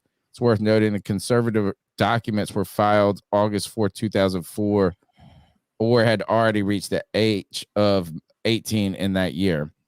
So then, so I have more questions than I have answers at this point. And CK, you're the money guy of the show. Is Right. that while they remain conservators in this case, it doesn't sound like they were managing his current money. It just almost seems like the money that he had made until that point that he parted ways with them. It doesn't feel like there's money managed. Because if that's the case, if they've been managing his money for the last 20 years, and now you're like, oh, where's all the money at? I mean, that seems like a little late to the party. So how do you interpret that as? Do you think they're still managing his money? Because that's my question. Or do you think, because they keep coming back in these stories to the movie, the money of the movies. Seems like he's more interested in the money that was made around that time prior to his NFL career. Right. I think. Go ahead. Yeah, I mean, I think that when I hear a conservatorship, though, like that reminds me of like Britney Spears' situation, right? Like where they had control over what he spent his money on, etc. Right. So I don't know. Honestly, I'm not entirely sure. Okay. I just don't get the sense that they were managing his $54 million contract from the Ravens or whatever. I didn't get that from the article. I feel like they would have emphasized that more. Over the last 20 years, they've leached him for $64 million. That's what Cody, do you have something to say before we go I mean, to the yeah, next part? Because there's just, more to the story. This is where I want to keep going. Yeah, it's just if he didn't ever receive any money from that movie, I mean, again, I don't know what's true, right? We're all going to find out at some point, I'm assuming. But they said they split it into fifths. That's what their side of the story is. Also, he also said that he made him, again, I don't know if this is ahead in your list, but they said that the movie made him look and sound dumb. Like he had no agency, like he was almost like a Well, there's been special people needs type of person, you know? Yeah. Okay, so he didn't all right, myself. here's the thing is that that's not the Tuohy's fault necessarily. Like, where does the blame, directors, creative license, things like this? How many, you think the director is going to be like, oh, let's make this an independent young man who just slept on somebody's couch, but would have fucking become an NFL player anyway? So if you're upset with the portrayal of the movie, and I mean, that's one thing, is did the Tuohys sell you out? I don't know if that, so here, this is, but then you get into people making claims about the story, right? As immediately when this comes out, people start talking about this. And here's one angle to this. This guy at J Red, he says the white savior storyline is always a bit unsettling, but to know now that there was never an adoption, that it was an entire fraud, is hard to swallow. This is, I'm reading these stories, the initial headlines, these type people talk about this. I'm like, oh God, these people are very skeptical of him. Right. But then on the other hand, people are raising issues from the other side of the coin. Matt Walsh, and also the guy who's the guy that used to do, he was with Skip. He's a big, heavier set black. Shannon Sharp? No, you're thinking of Whitlock. Jason Whitlock, who takes the opposite side of everybody every time. It's like whatever year. But all right, so Whitlock has put out a piece, but he basically echoes this sentiment from Matt Walsh. And I haven't looked at Matt Walsh, who he is, but just here's the other angle. If if people are saying, oh, white saviors defrauded this guy, is one side of the story. The other side, Matt Walsh says, I don't buy any of this from Michael Oher. He claims that he thought the Tuohys adopted him, but just found out recently at the age of 37 that was a lie. The story makes no sense. The whole thing reeks. Seems pretty evident that Oher squandered his NFL fortune, is now turning on people who cared about him because he's desperate for money and relevance. Really despicable. So this is kind of a hard take on it, but the question is, like, how is this now? Because they were at the Panthers games. Don't you remember? They trotted the Tuohys out in Carolina with him. So it wasn't like he didn't have they had a poor, at least from the outside, a poor relationship. And then this comes out today to me, where I saw this. Tuohy family claims Michael Oher attempted a $15 million shakedown before he sued. So this Michael Oher thing, you guys can tell me in the chat what you think about it. I'm pulling the Phil DeFranco. What do you think? Get in the comments. I don't want to make an opinion because I might make everybody mad. It's a weird story. But I do want to remind one thing. Do you remember the post? Michael Oher was better than we thought he would be when he came to Carolina. So he played with the Ravens, then he went to the Titans, and then he came to Carolina. He got cut from the Titans. The Panthers pick him up, and he came in and had a good season in 2015. He was the best offensive lineman, him and Ryan Khalil, never Matt Khalil. But then he got in 2016, I think it was in the second game of the season against the Vikings. The Vikings game, he got a concussion, and maybe he had one the week before and it didn't get diagnosed and stuff. But the concussions basically ended his career. In Carolina and entirely. And then the one part I just remember, this one random event. Do you remember just out of nowhere, we hadn't heard from Michael Oher, nothing, and then all of a sudden he just put on like Instagram like a shotgun and pills.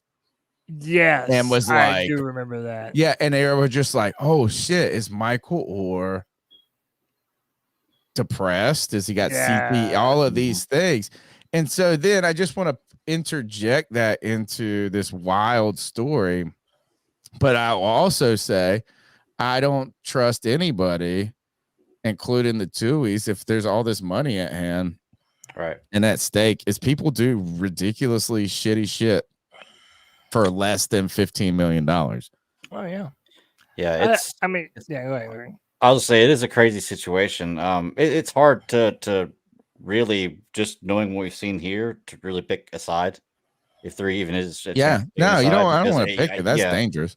yeah. Like I don't know who would be at fault here, and we definitely don't know enough details about this to really make a fair judgment about it. I was looking at it though, like I'm wondering.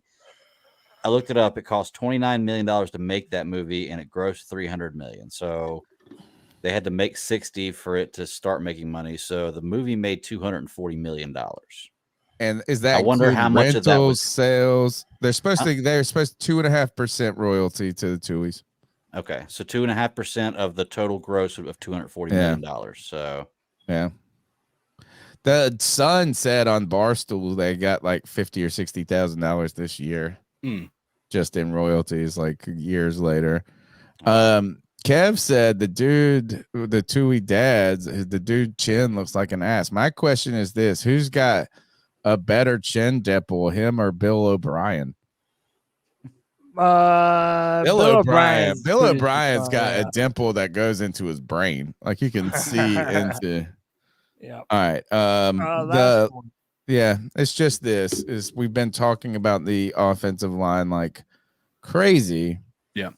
And you got to wonder, do the Panthers dip into free agency? Like, do they try to get maybe some vets or somebody that could potentially step in and be a little bit better than the shits they have at some point here? Or do they get aggressive and be aggressive and go trade? Well, Zach Martin's out of the works. Cowboys agree and reworked his deal. He was upset by what he was getting paid. So no Zach Martin. And I think the reason I thought about this for is, Cody, didn't you put like, if you like wake me up when we trade for Zach Martin or something?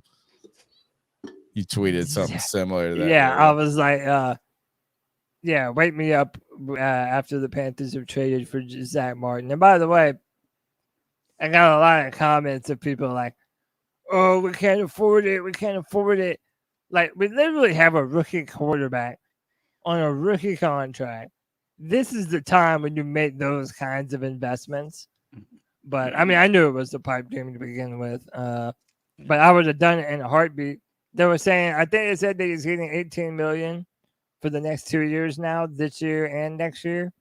Bro, to me, that's nothing for one of the better guards in the NFL. Come on, dude. how old is Zach Martin? It seems like I just can't remember. It's been a while, man. He was drafted, I believe, in 2014, I believe. Yeah, it feels like forever. It's weird. Yeah. All right, that's the show. We got the longest running segment and the longest running Panthers podcast. I'm gonna let Cody start it off and cover me for 40 seconds. Yeah, it's that time. I'm not gonna mute. I'm not gonna do anything. I'm just walking away. No, it's that time where we tell some fools to toughen up, get their stuff together, to ice up our homage to the great Steve Smith.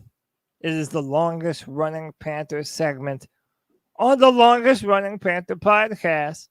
Time to tell some fools to ice up, baby.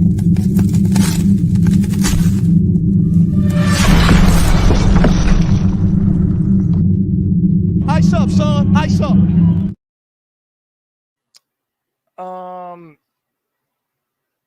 Here, I can go first. One of you guys Go ahead, first, dude. or? Yeah. I don't even have one. Not being on social media makes me a lot less angry, a lot less people. I see a lot less stupid things. All right, so if you're going to release your pet duck back into the wild, maybe the best thing to do isn't to release them around a bunch of other wild ducks.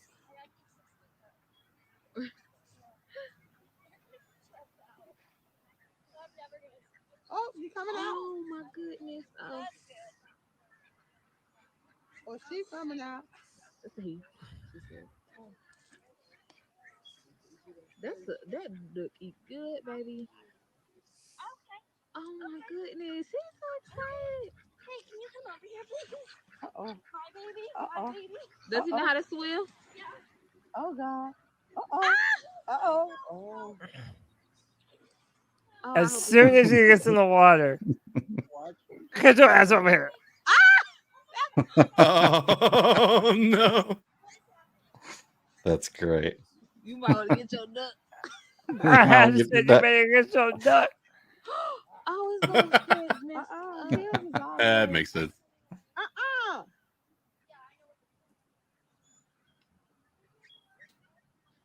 I was just like, oh no. I was like pushing it underwater.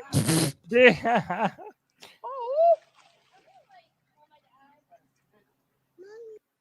So yeah, that did not go too well for the lady. And by the way, if you don't know ducks, their penis is shaped like a corkscrew. No Oh, lie. man. And it the female duck, like basically all ducks, they assault. Like there's nothing consensual with duck Chickens on too. duck loving. Yeah. Yeah. Yeah, so basically the female part is designed to literally prevent the duck from entering them, because male ducks are just savages, dude. They will just take whatever the hell they want. Savages. So Quack, quack. don't release your pet duck into the wild amongst Real ducks. real ducks. Tony, I have one more, but go ahead and do Yeah, the one that- you were gonna do. Okay. You know what? I'm icing up the fact that we don't have more Carolina Panthers security guards around the world. Fans who are security guards. I like this. Saints rookie kicker Blake Group, who's listed at 5'7", 156 pounds, was stopped multiple times by security, questioning if he was a player, not a fan. Security even stopped him after he kicked the game-winning field goal to beat the Chiefs. If you go to the story, they just didn't think he was like, they're like, what are you doing around here, this guy? So remember the Mad TV guy with the orange hair and the butt? Oh teeth? yeah, Looks exactly like That's No, what that that's dude not looks Mad like. TV. That's what was that called? It was the Mad Magazine. Yeah. Mad Yeah, Yeah, it does look like that. All right, go ahead. You want me to do my next one, or you want to just go ahead? I mean, mine's very, very short. All right. So, Oh, look, you're seeing my DMs with muscles. All right, go ahead. yeah, how the hell are you able to get away with something like this?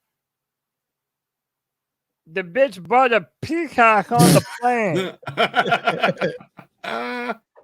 Like a legit peacock. You put a vest on it and say it's a Support animal. Support animal. That's what you do. Yeah, if you've ever looked over the rules for airplanes, like what you can bring on, it's crazy because like they go through an extensive list of like insane things, but the No stuff you can bring mouthwash, on is but a nuts. peacock. No problem. Dude, Yeah, that's it's crazy. honestly She like said it's a service. Yeah, she said, yeah. Listen,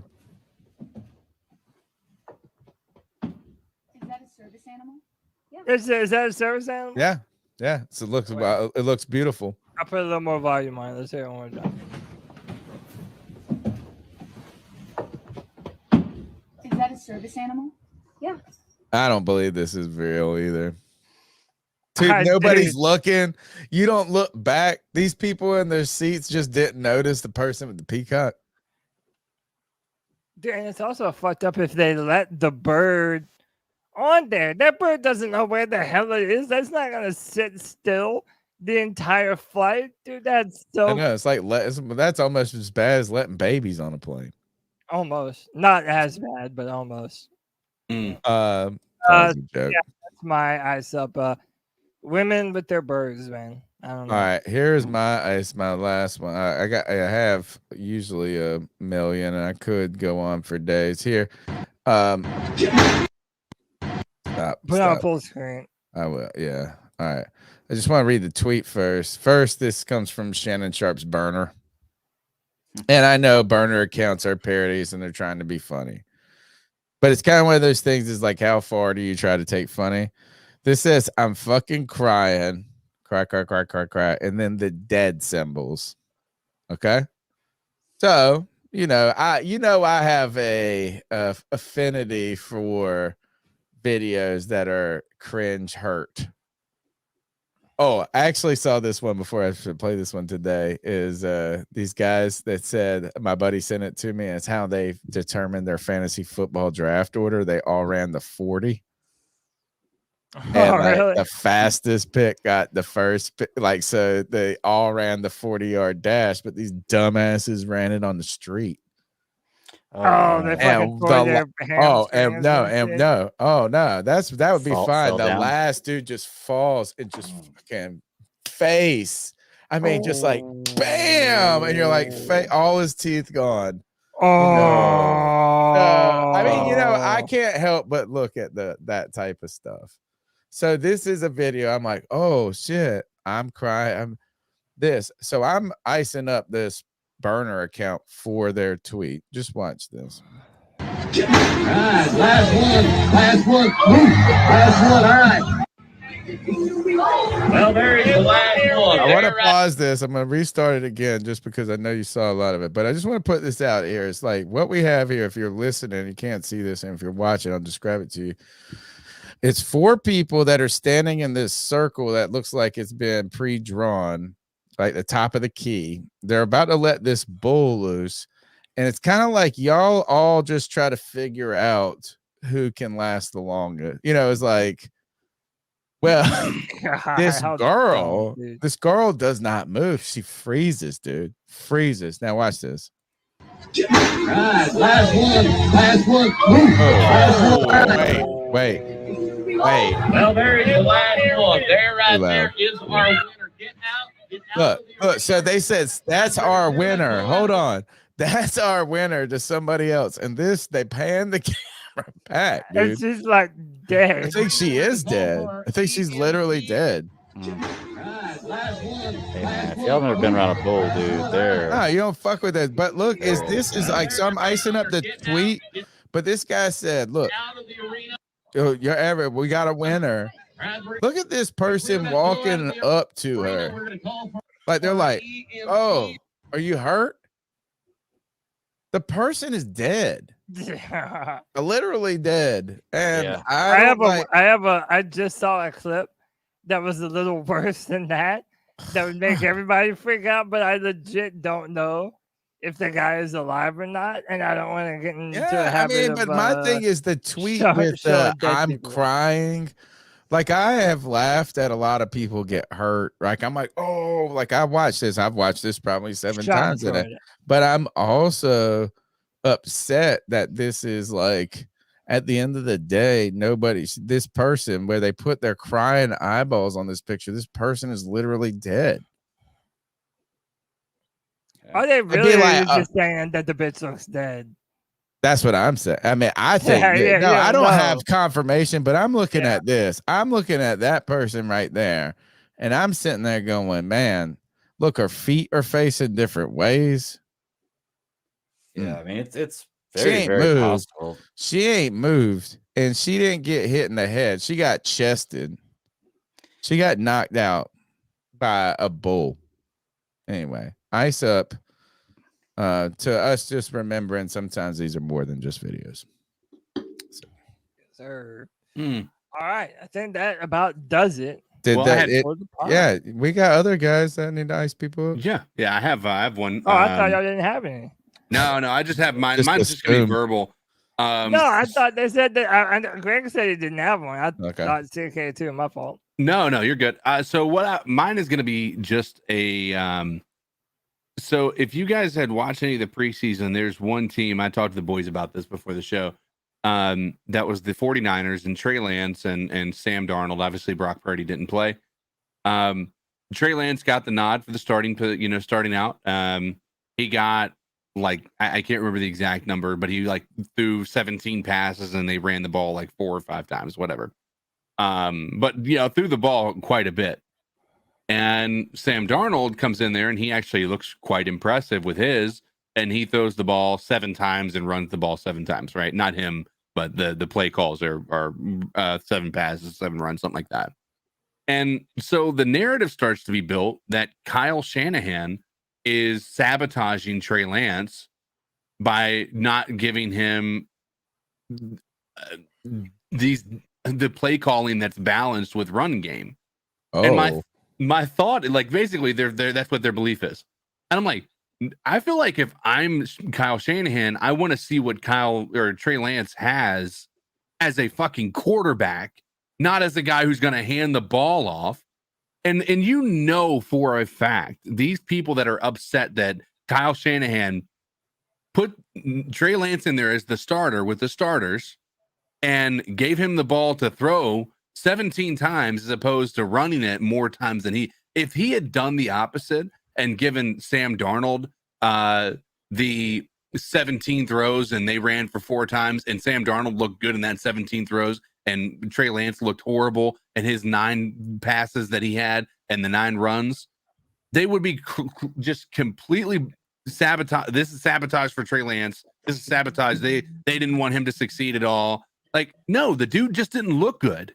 He didn't look like a good quarterback even in the preseason. Like he didn't last year, he doesn't this year.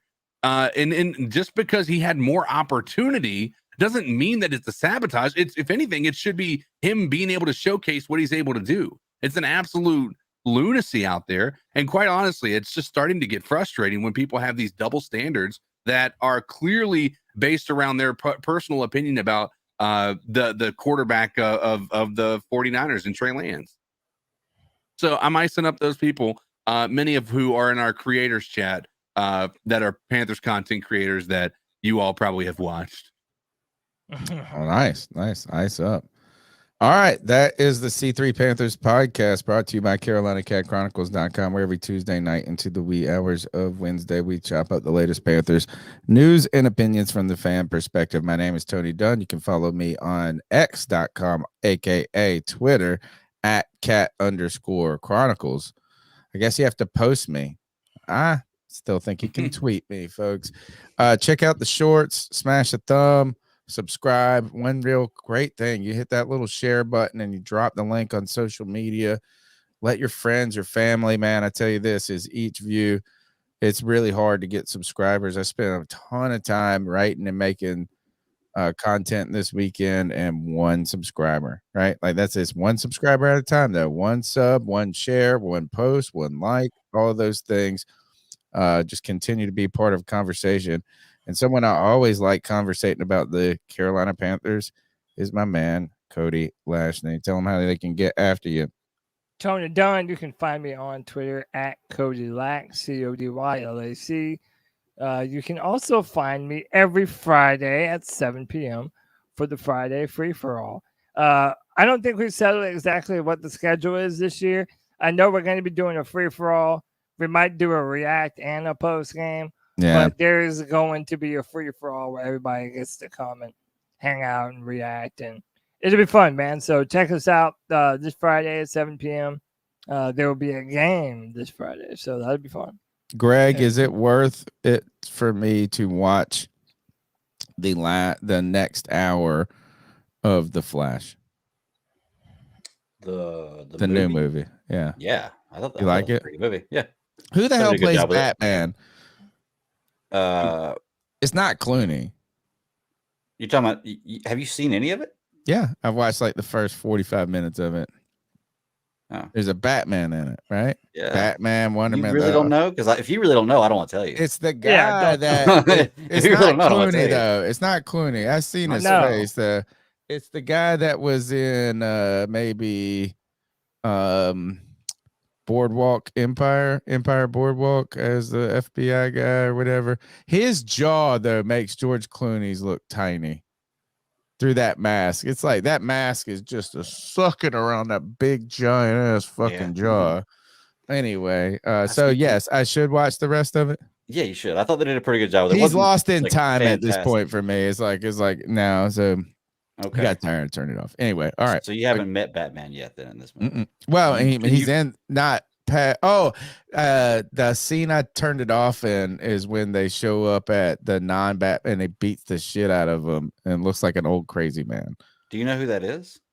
I don't know yet. No. I'm saying, do you know who that actor is? No. Okay. I don't know yet. Let me go back and look at it. I was like falling asleep. Anyway, Greg, how can they get after you? Honestly, right now, just here. Zod. Yeah, he said you're talking about Zod. Okay. No, that's Michael Shannon. You're talking about Zod, but you're talking about the guy That's you're what I really thought talking it about. was. Yeah. Okay. All right. No. Let me Stop figure it doing out. You know this movie. All right. Okay. Cool. How can they get after you, Greg? Like I said, just here. I'm not really doing social media anymore, and my other shows kind of want to hold for a little while. So, all right. And CK. You can find me on X at codizzle_Allen. And we'll get to somebody who's Why Big Jordan, I think, was asking about the Madden Sims. We're definitely the new Madden just dropped. If we're sort of, it's going to drop on I guess technically tomorrow now, on the 17th. And so that'll allow me to be able to play around a little bit with it, see what the simulations look like and whatnot. And we'll kind of play it from there, play it by ear. All right. Cody Lack, take us out of here. C3 Panther Nation. Until next time, keep pounding.